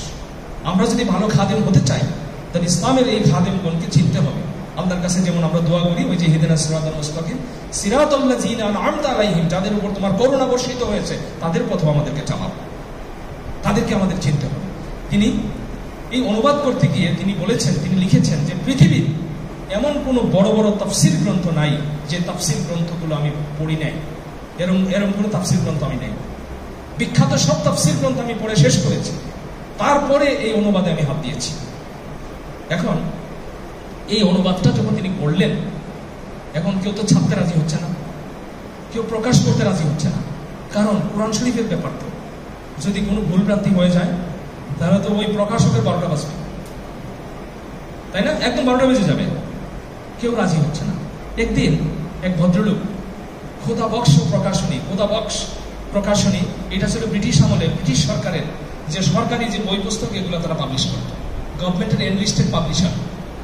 তাদের ম্যানেজার এসে কাজী নজরুল ইসলামকে বললেন যে কাজী সাহেব, আমার মালিক, যিনি আমার প্রকাশনার মালিক, তিনি আপনাকে খুব ভালোবাসেন, আপনার লেখাগুলো তিনি পড়েন, এবং আমি দেখি তার চোখের কোনা বেয়ে বেয়ে পানি গড়িয়ে পড়ে, তার চোখের পানি, তার দাড়ি ভেসে যায়, মুখ ভেসে যাচ্ছে চোখের পানিতে আপনার লেখা পড়ে।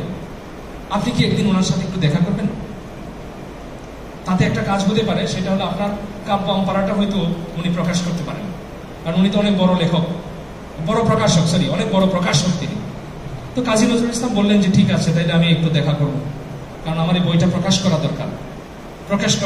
তিনি গেলেন, যাওয়ার পরে উনি বিরাট এক আয়োজন করে রাখলেন।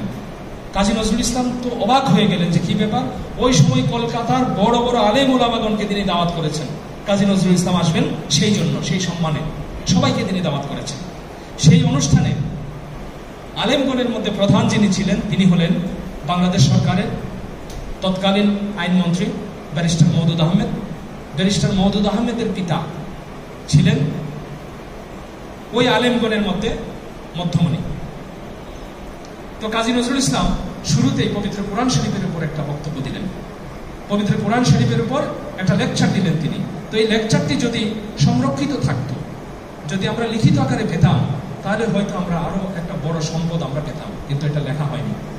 তখন আলেম ওলামাগণকে বলা হলো যে কাজী সাহেব যে কোরআন শরীফের অনুবাদ করেছেন, এই অনুবাদটা আপনারা একটু দেখবেন, এবং আপনারা যদি বলেন যে ঠিক আছে, তাহলে আমি এটা পাবলিশ করব। তো প্রথম দিনের মিটিং শেষ, কাজী নজরুল ইসলাম চলে আসলেন, সাথে ম্যানেজার সাহেব। তো ম্যানেজার সাহেবকে কাজী সাহেব বললেন যে আপনার মালিক তো বিশাল আয়োজন করে রাখলেন, এটা বড় আয়োজন, আমি খুব সম্মানিত বোধ করেছি, কিন্তু আমার বইটা যে তিনি পাবলিশ করবেন কিনা আমি এখনো সন্দিহান, কারণ তিনি বলেছেন যে আলেম ওলামাগণ এটা দেখবেন, আমিও চাই তারা দেখুক, তারা এটা জানুক, কিন্তু তারা যদি কোনো কারণে আমাকে যদি বলে যে এটা সংশোধন করেন, তাহলে তো আমি খুব কষ্ট পাব, কারণ তিনি কোনো লেখা সংশোধন করতেন না, যা লিখতেন। ঠিক আছে,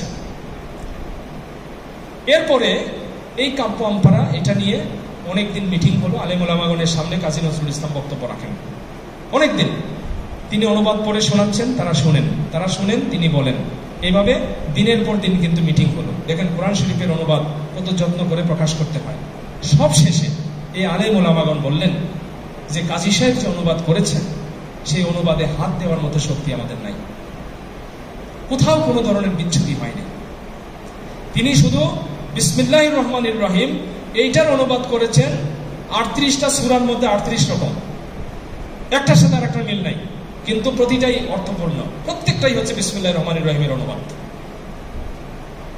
আমাদের দুর্ভাগ্য যে তিনি কোরআন শরীফ সবটুকু অনুবাদ করে যেতে পারেন নাই, কিন্তু অনুবাদের মধ্যে তিনি কোরআন শরীফের ছোট ছোট করে তিনি ব্যাখ্যাও করে গেছেন। এই 38টা সূরা তিনি দেখেন, তিনি আল্লাহ হয়তো তাকে জানিয়েছেন, তার ভিতরে অনুভূতি হয়েছিল যে আমি হয়তো বেশি দিন কাজ করতে পারবো না, সেই জন্য তিনি তাড়াতাড়ি করে অনেকগুলো কাজ করে ফেলেছিলেন। তার মধ্যে এটা একটা।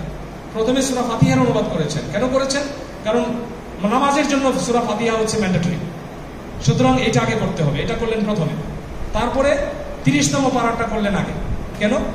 নামাজের মধ্যে এই সূরাগুলি বেশি আমরা তেলাওয়াত করি, সেই জন্য ওইটা আগে করলেন।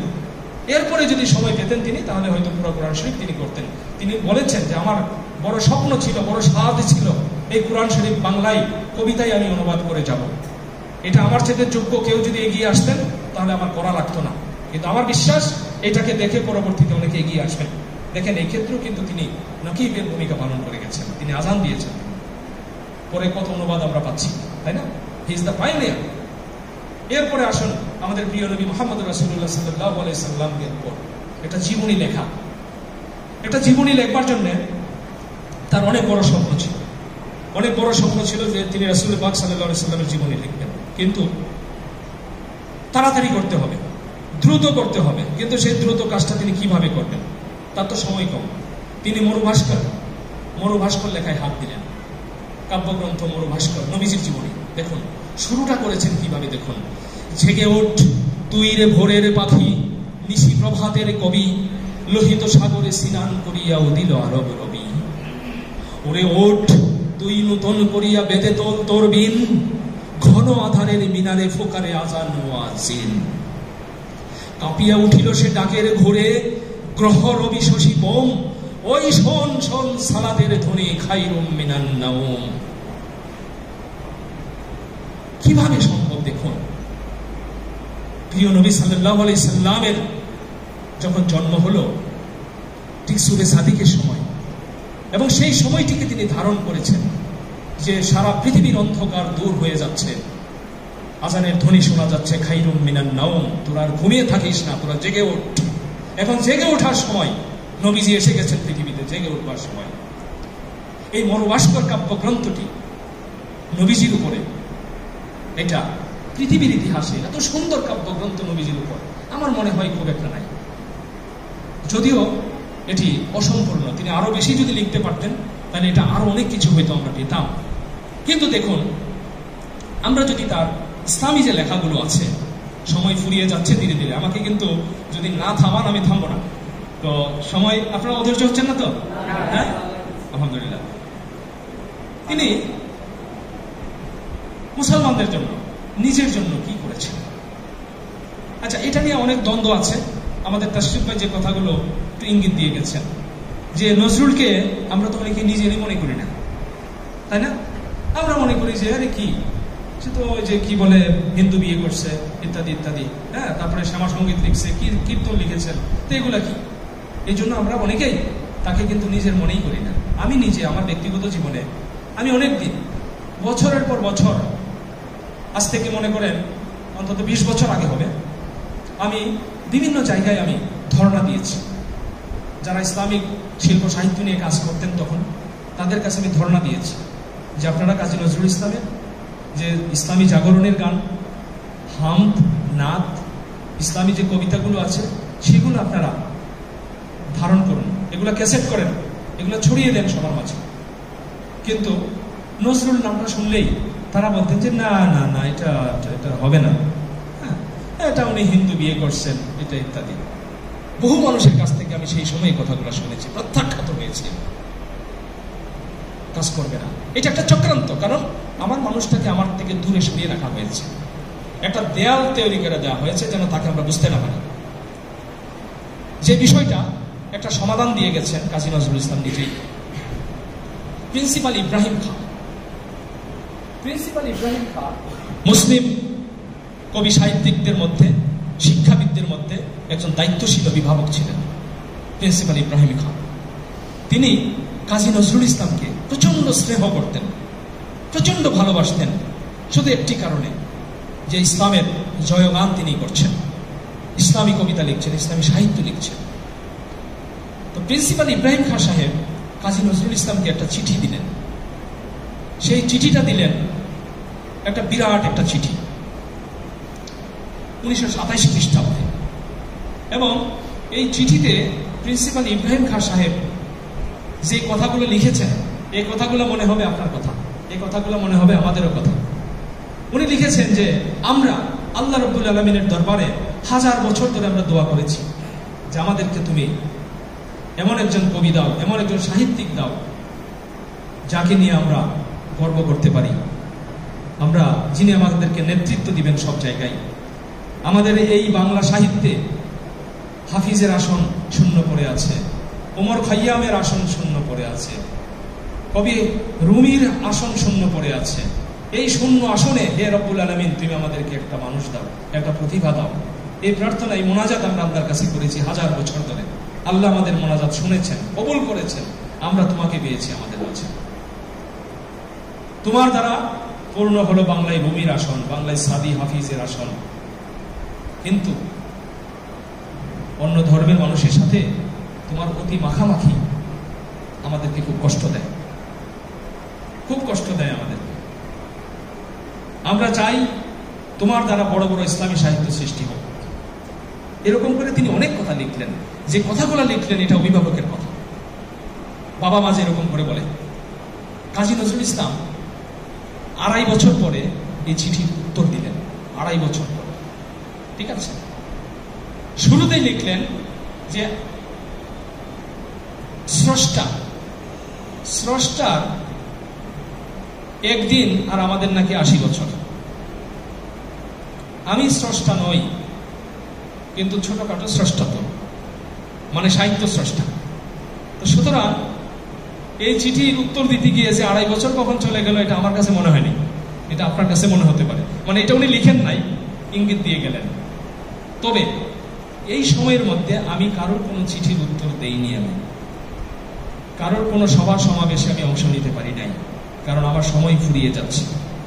আমার মনে হচ্ছে যে আমার কাজের সময় শেষ হয়ে যাচ্ছে, এই জন্য তাড়াতাড়ি করে আমি অনেকগুলো কাজ করে নিচ্ছি।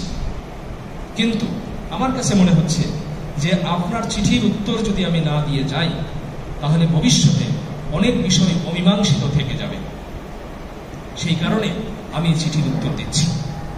আপনি একজন প্রিন্সিপাল, আর আমি এমন একজন গাধা ছাত্র যার পেটের ভিতরে ডুবুরি যদি নামিয়ে দেন ক অক্ষর খুঁজে পাবে না। বিনয় কাহাকে বলে? তবে আপনি যে কথাগুলো লিখেছেন এই কথাগুলো যথার্থ। ইসলাম নিয়ে শুধু কাব্য না, মহাকাব্য রচনা করা সম্ভব।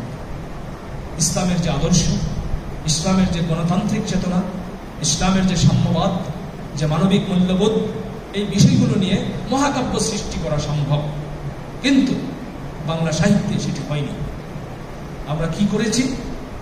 আমরা ইসলামী সাহিত্যের নামে আমরা যা কিছু তৈরি করেছি সেইগুলোর আমি যদি উদাহরণ দেই নিজেই লজ্জা পাব। তিনি 2-1টা উদাহরণ দিলেন। তিনি বললেন ইসলামী কবিতা গান লেখা হয়েছে এইভাবে, আল্লাহ আল্লাহ বলো, নবী করো সার, মাঝা দুলাইয়া হব ভব নদী পার। এখানে আল্লাহর নামও নেওয়া হইল, নবীর নামও নেওয়া হইল, মাঝাও দুলানো হইল, ভব নদীও পার হয়ে গেল, কিন্তু রক্ষা পেল না ইসলাম। ইসলামকে আমরা শেষ করে দিলাম। এগুলোকে ইসলামী সাহিত্য? সেই জায়গায় আমি কাজী নজরুল ইসলাম চেষ্টা করেছি আমার অক্ষমতা, সীমিত সামর্থ্য দিয়ে কিছু করবার জন্য। আমি গান লিখেছি শুধু একটি কারণে, সেটি হলো বাংলার 3.5 কোটি মুসলমান তারা পড়তে পারে না, তারা বাংলা পড়তে পারে না। তারা শুনে শুনে তাদের মধ্যে ইমানের চেতনা জেগে উঠবে। তারা যখন শুনবে আল্লাহতে যার পূর্ণ ইমান, কোথা সে মুসলমান, কোথা সে আরিফ, অভেদে যাহার জীবন মৃত্যু জ্ঞান, ইমান জেগে উঠবে তাদের। জাগি যদি মোরা দুনিয়া আবার কাঁপিবে চরণে টালমাটাল। আমাদের কেহ ছিল বাদশাহ কোনো কালে, তারই করি বড়াই। মোরা আসহাব কাহাফের মতো 1000 বছর শুধু ঘুমাই। আমাদের কেহ ছিল কোনো কালে বাদশাহ, তারই করি বড়াই। জাগি যদি মোরা দুনিয়া আবার কাঁপিবে চরণে টালমাটাল। সেই কথাই আমি বলতে চেয়েছি। মুসলমানরা জেগে উঠলে সব পালাবে, সবাই পালিয়ে যাবে। কারণ মুসলমান মানে হচ্ছে আলো, মুসলমান মানে হচ্ছে সত্য, মুসলমান মানে হচ্ছে আলোকবর্তিকা, মুসলমান মানে হচ্ছে ন্যায়ের প্রতীক, শান্তির প্রতীক। সবকিছু পালিয়ে যাবে যদি মুসলমানরা জেগে উঠে। এই মুসলমানদের জাগিয়ে তুলবার জন্য আমি চেষ্টা করেছি। আমার চেষ্টার মধ্যে অক্ষমতা থাকতে পারে, কিন্তু আমার স্বপ্নের মধ্যে, আমার যে আকাঙ্ক্ষার মধ্যে কোনো ধরনের কোনো কৃপণতা নাই, আমি সেই চেষ্টাটি করেছি আমি, এবং আমার আহ্বানে সাড়া দিয়ে বাংলার তরুণ সাহিত্যিকরা এগিয়ে এসেছে, আবুল মনসুর আহমেদরা এগিয়ে এসেছে, আবুল মওদুদ সাহেবরা এগিয়ে এসেছে, শামসুদ্দিন সাহেবের মতো সাহিত্যিকরা এগিয়ে এসেছে। এভাবে অনেকের উদাহরণ তিনি দিয়েছেন। আপনার মতো যারা গুরুজন, আপনারাও আমাকে স্বাগত জানিয়েছেন, আপনাদের প্রতি আমি কৃতজ্ঞ। কিন্তু অনেকেই কষ্ট দিয়েছে আমাকে, কাফের ফতোয়া দিয়েছে আমাকে, কিন্তু আমি কষ্ট পাইনি, কারণ তারা আমার ভাই। আমি কষ্ট পেলে তো আমি ক্ষতিগ্রস্ত হব, কারণ তারা বুঝে নাই বলে আমাকে কাফের বলেছে।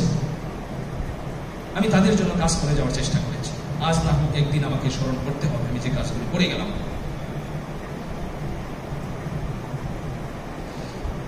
প্রিন্সিপাল ইব্রাহিম খান সাহেব,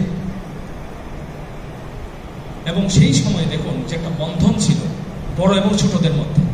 আজকে যেমন এই বন্ধনটা আমি দেখতে পাচ্ছি, সম্পাদক মন্ডলী এবং আপনারা, একটা বন্ধন। এই বন্ধনটা আমাদেরকে দৃঢ় করতে হবে, সুদৃঢ় করতে হবে। ইসমাইল হোসেন সিরাজি সাহেব কাজী নজরুল ইসলামের মুরব্বী, বয়োজ্যেষ্ঠ মানুষ। কাজী নজরুল ইসলামের কবিতা পড়ে ইসমাইল হোসেন সিরাজি রহমতুল্লাহ আলাইহি মানি অর্ডার করলেন 10 টাকা। তার হাতে ছিল, সংসারে ছিল 10 টাকা মানি অর্ডার করে কাজী নজরুল ইসলামের নামে পাঠিয়ে দিলেন। তিনি লিখলেন যে আমি গরিব মানুষ, তোমার লেখা পড়ে আমার চোখের পানি ধরে রাখতে পারছি না, আমার সামর্থ্য নাই, 10 টাকা দেওয়ার সামর্থ্য আছে আমার, এই 10 টাকা দিয়ে আমি তোমাকে অভিনন্দন জানালাম মুসলিম বাংলা সাহিত্যে। আর কাজী নজরুল ইসলাম এই চিঠি পাওয়ার পরে, এই 10টি টাকা পাওয়ার পরে তিনি লিখলেন যে আমার পিতার কাছ থেকে আমি পেয়েছি। সেটি চুম্বন করলেন, তার চোখের পানিও তিনি ধরে রাখতে পারলেন না। এবং উভয়ের মধ্যে দেখা হলো ফরিদপুরে একটা সম্মেলনে। ইসমাইল হোসেন সিরাজি সাহেব বললেন, তুমি আমার ছেলে, আজকে ফরিদপুর শহরে যত মিষ্টি আছে সব মিষ্টি তোমার, সব খাবে তুমি। এই যে বন্ধন দেখুন, বড় এবং ছোটদের মধ্যে বন্ধন। কাজী নজরুল ইসলাম সিরাজগঞ্জে আসলেন, তখন ইসমাইল হোসেন সিরাজি সাহেব পৃথিবীতে নাই, ইন্তেকাল করেছেন। কাজী নজরুল ইসলাম বললেন, আমাকে সাহিত্যে অভিনন্দন জানিয়েছিলেন তিনি পিতার ভূমিকা নিয়ে, 10টি টাকা পাঠিয়েছিলেন আমার জন্য।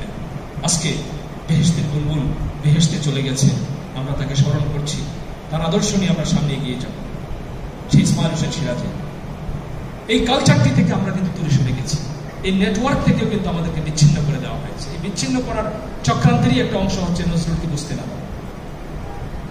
কাজী নজরুল ইসলাম কোরআনের অনুবাদ করেছেন, নবীজির জীবনী লিখেছেন। আল্লাহর শানে তিনি যে হামদ লিখেছেন, আমি একেবারে দায়িত্ব নিয়ে বলতে পারি পৃথিবীর কোন সাহিত্যে এত মান সম্পন্ন, এত আবেগ এবং সলিড কোন লেখা আপনি পাবেন না। কবি সাহিত্যিকদের নিয়ে কিন্তু কিছু সমস্যা আছে। সমস্যাটা হলো তাদের মধ্যে আবেগ বেশি থাকে। আবেগ বেশি থাকবার কারণে তারা হেসামেসা অনেক কথা লিখে ফেলে।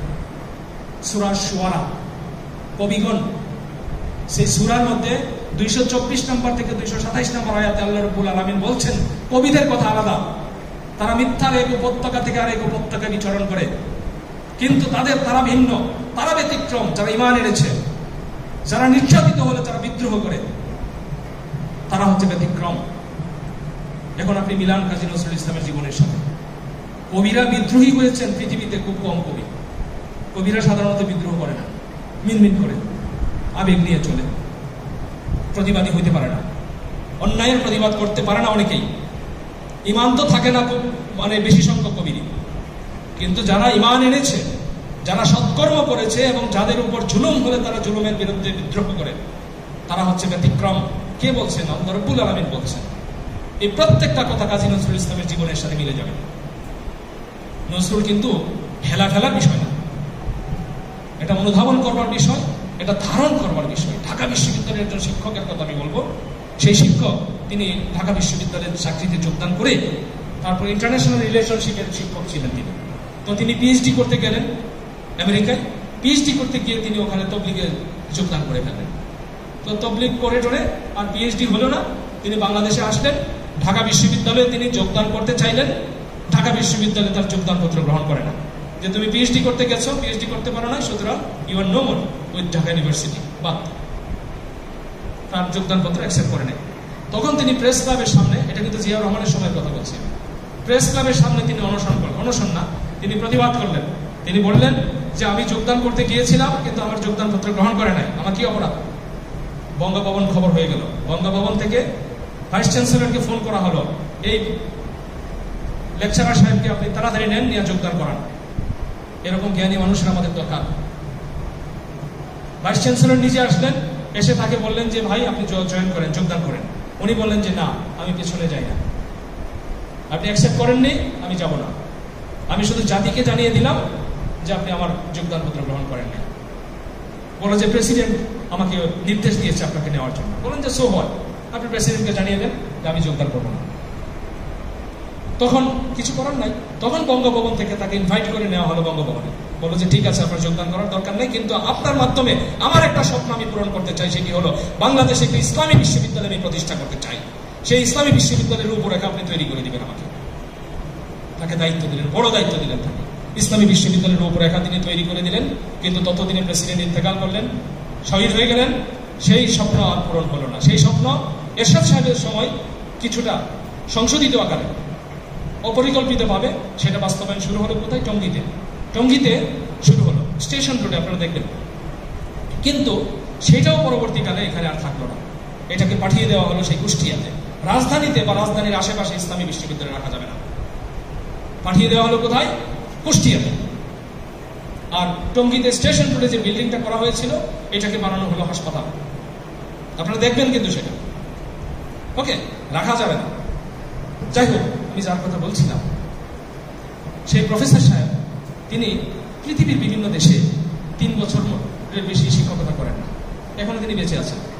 আপনারা যদি তার সম্পর্কে বিস্তারিত জানতে চান, আমি নাম দিয়ে দিচ্ছি। ঢাকা বিশ্ববিদ্যালয়ের আরবি বিভাগের অধ্যাপক এবং সাবেক চেয়ারম্যান ডক্টর মোহাম্মদ আব্দুল কাদির। ওনার কাছ থেকে ওনার সম্পর্কে ডিটেল জানবেন। ডক্টর মোহাম্মদ আব্দুল কাদির, ওনার সাথে ওনার হচ্ছে ডিরেক্ট সম্পর্ক আছে এখন। তিনি পৃথিবীর বিভিন্ন বিশ্ববিদ্যালয়ে 3 বছর করে শিক্ষকতা করেন। কর্ডোবা বিশ্ববিদ্যালয়ে তিনি পড়ান। কেন? কারণ কর্ডোবা হলো মুসলমানদের, সেখানে পড়াইতে হবে। 3 বছর শেষ, এবার তিনি আসবেন মদিনায়, মদিনা বিশ্ববিদ্যালয়ে পড়াবেন। এখন মদিনা বিশ্ববিদ্যালয়ে তিনি আসবেন কিভাবে? তিনি নাকি পাসপোর্টও রাখেন না, সাথে কিছুই রাখেন না। আমার এখনো সৌভাগ্য হয়নি তাকে দেখবার। এখন মদিনাতে যাবেন কিভাবে? একজন আরবের হাত ধরলেন তিনি, বললেন যে আপনি আমাকে খাদেম হিসাবে আমাকে নেন, আমি আপনার খেদমত করবো। শিক্ষক যে বিশ্ববিদ্যালয়ের প্রফেসর, উনি পরিচয় দিচ্ছেন না, বলেন যে আমি আপনার খাদেম, শিক্ষিত মানুষ, আমাকে একটু আপনি নেন, আপনি আপনার খাদেমগিরি করবো আমি। তার টার্গেট হলো মদিনাতে ঢোকা। তো তার সাথে করে তিনি মদিনাতে ঢুকলেন। ঢোকার পরে নিজের পরিচয় দিলেন, বলেন যে শায়েখ, আমি তো আসলে বিশ্ববিদ্যালয়ের শিক্ষক, আপনার হাত ধরে আমি নবীজির দেশে ঢুকে গেলাম। এখন আপনি যদি চান আমাকে আপনি আজাদ করে দিতে পারেন, আমি আপনার গোলাম, কিন্তু আপনি আমাকে আজাদ করে দিতে পারেন। এই শোনার সাথে সাথে শায়েখ কি আর আজাদ না করে পারে? আজাদ করে দিল। ঠিক আছে, আজাদ করে দিল। এবার তিনি গেলেন মদিনা বিশ্ববিদ্যালয়ের ভাইস চ্যান্সেলরের কাছে দেখা করতে গেলেন। বললেন যে আমার এই হলো ক্রেডেন্সিয়ালস, এই বিশ্ববিদ্যালয়ে আমি পড়িয়েছি, ইন্টারন্যাশনাল রিলেশনস, আমাকে আপনার এখানে চাকরি দেন। বলে যে ইয়েস, এখানে আমার ইন্টারন্যাশনাল ল পড়ানোর জন্য একজন প্রফেসর দরকার, আপনি জয়েন করেন। ঠিক আছে, কিন্তু উনি শর্ত দিলেন যে আমি এখানে কিন্তু ইংরেজিতে পড়াবো না, আমি পড়াবো আরবিতে। সর্বনাশ। তখন ভাইস চ্যান্সেলর সাহেব বললেন যে আমি তো ইংরেজি লোক খুঁজতেছি, আমরা খুঁজি ইংরেজি লোক, ঠিক আছে, আপনি ইংরেজিতে পড়াবেন? বলে যে না, আমি নবীজির দেশে আল্লাহর ভাষা, কোরআনের ভাষা আরবি, অন্য ভাষা আমি পড়াবো না। মহাসমস্যা। তো আপনি তো আরবি পারেনই না, কিভাবে পড়াবেন আপনি? বলে যে সেটা আপনি বলতে পারেন যে আমি পারি না, সেটা বলতে পারেন, কিন্তু আমি আল্লাহর গোলাম, সার্ভেন্ট অফ দ্য রব্বুল আলামিন। আমি যদি আল্লাহর কাছে চাই, আল্লাহ সেই ব্যবস্থা করে দিবেন, কিন্তু আপনি রাজি কিনা সেটা বলেন। তখন ভাইস চ্যান্সেলর বললেন যে ঠিক আছে, আমি রাজি, কিন্তু আপনি আরবি শিখে আসেন তাহলে। এইবার কতদিনে শিখবে আরবি? বয়সকালে শেখা যায়? কোনো কিছু ঢুকে না কিন্তু বয়সকালে। ঠিক আছে, তিনি চলে আসলেন, আসহাবে সুফফার মধ্যে চলে আসলেন, সিজদায় পড়ে গেলেন আল্লাহর দরবারে যে আল্লাহ, আমি তো কথা দিয়ে আসলাম আরবি শিখব, আরবিতে লেকচার দিব, তোমার নবীর দেশ, এই ভূমিতে আমি অন্য ভাষা, আমি ইহুদি খ্রিস্টানদের ভাষা আমি পড়াইতে চাই, আমি আরবিতে পড়াবো, তুমি ব্যবস্থা করে দাও। এই কান্নাকাটি করে করে নামাজ পড়ে এক পর্যায়ে তিনি ইবাদত বন্দেগী করতে করতে ঘুমিয়ে গেলেন। একটা তন্দ্রা ভাব আসলো। এই সময় তিনি দেখলেন প্রিয় নবী সাল্লাল্লাহু আলাইহি ওয়াসাল্লাম বলছেন যে তুমি হা করো, মুখ হা করো। উনি হা করলেন, নবীজি ফু দিলেন, ওনার ঘুম ভেঙে গেল। দেখেন তিনি আরবি কথা বলতে পারেন, তিনি আরবিকে কথা বলেন। তিনি সাথে সাথে তিনি ভাইস চ্যান্সেলরের কাছে গেলেন, বলে যে আপনি আমার পরীক্ষা নেন, আমি আরবি পারি কিনা দেখেন। একেবারে থরলি আরবি বলছেন তিনি। এটা এই যুগের কথা, এই সময়ের কথা। আপনারা প্রমাণ চান, আমি কিন্তু নাম বলে দিলাম, প্রফেসর ডক্টর মোহাম্মদ আব্দুল কাদির। আপনারা ঢাকা বিশ্ববিদ্যালয়ের ওয়েবসাইটে ওনার ফোন নাম্বার পাবেন। একটু ফোনে আমার কথা, আমার রেফারেন্স দিয়ে আপনারা জিজ্ঞেস করবেন যে জেহাদ ভাই তো বলে গেছেন এরকম একটা ঘটনা, আমাদের তো বিশ্বাস করতে কষ্ট হয়। শাহজালাল রহমতুল্লাহ আলাইহি সুরমা নদী যাই নামাজে বসে পার হয়ে গেছে, এই কথাও বিশ্বাস করতে কষ্ট হয় আজকাল। কারণ যাই নামাজে পার হয় কেমনে? সুরমা নদী সেই আমলে সুরমা নদী চিন্তা করা যায়? এখনই তো পার হওয়া যায় না, পার তো হয়েছে। ইমান ছিল, এবং সেই ইমানের সন্ধান করেছেন কাজী নজরুল ইসলাম, যে আল্লাহতে যার পূর্ণ ইমান, কোথা সে মুসলমান। আর সেই ইমানদার মুসলমান যদি থাকে, একজন ইমানদার যদি থাকে পৃথিবীতে, তাহলে সমস্ত আসমান জমিন টলমল করে কাঁপতে থাকবে সেই ইমানদারের শক্তিতে।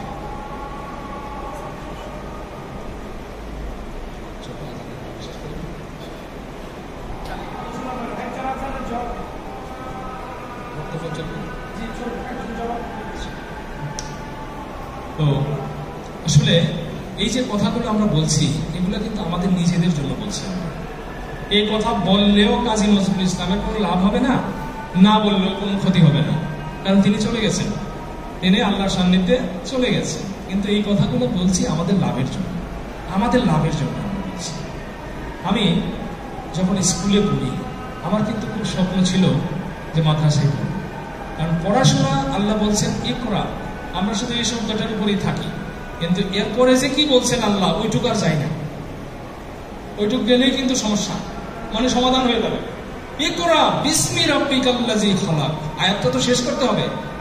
হ্যাঁ, আমরা এখানে থেমে গেছি। আমরা পড়ি, আমরা কি পড়ি আমরা নিজেরাই জানি না কি পড়ি। এমন পড়া পড়তে হবে যে পড়ার সাথে রবের কানেক্টিভিটি আছে, আল্লাহকে চেনা যায় যে পড়াশোনায়, সেই পড়াশোনা করতে হবে। কোরআন পড়া হচ্ছে ফরজ, আল্লাহকে চেনা জানার পড়াশোনা করা হলে ফরজ, কিন্তু সেই পড়াশোনা তো করতে পারিনি। সেটা আফসোস আমার মধ্যে ছিল সবসময়। কিন্তু আল্লাহ তো বিভিন্ন জনকে দিয়ে বিভিন্ন কাজ করাবেন আল্লাহ যদি চান।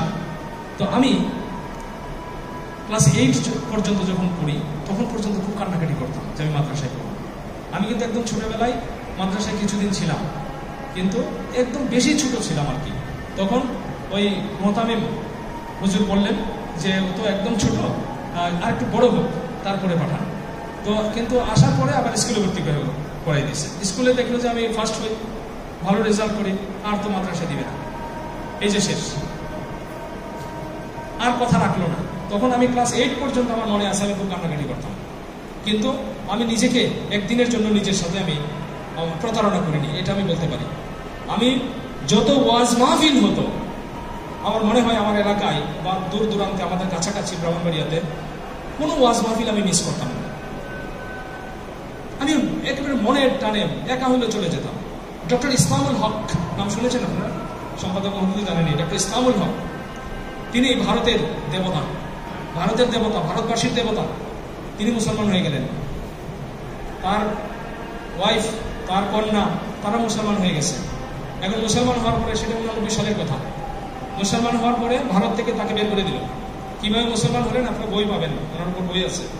নবীজি স্বপ্নে দেখাচ্ছেন যে তুমি এত বড় পণ্ডিত, 17-18টা ভাষায় তুমি কথা বলতে পারো, তুমি ইসলামের কথা জানো না। মুসলমান করে দিলেন নবীজি তাকে। তিনি বাংলাদেশ তাকে আশ্রয় দিল, 89 সালে বাংলাদেশ তাকে আশ্রয় দিল রাষ্ট্রীয় মেহমান হিসাবে।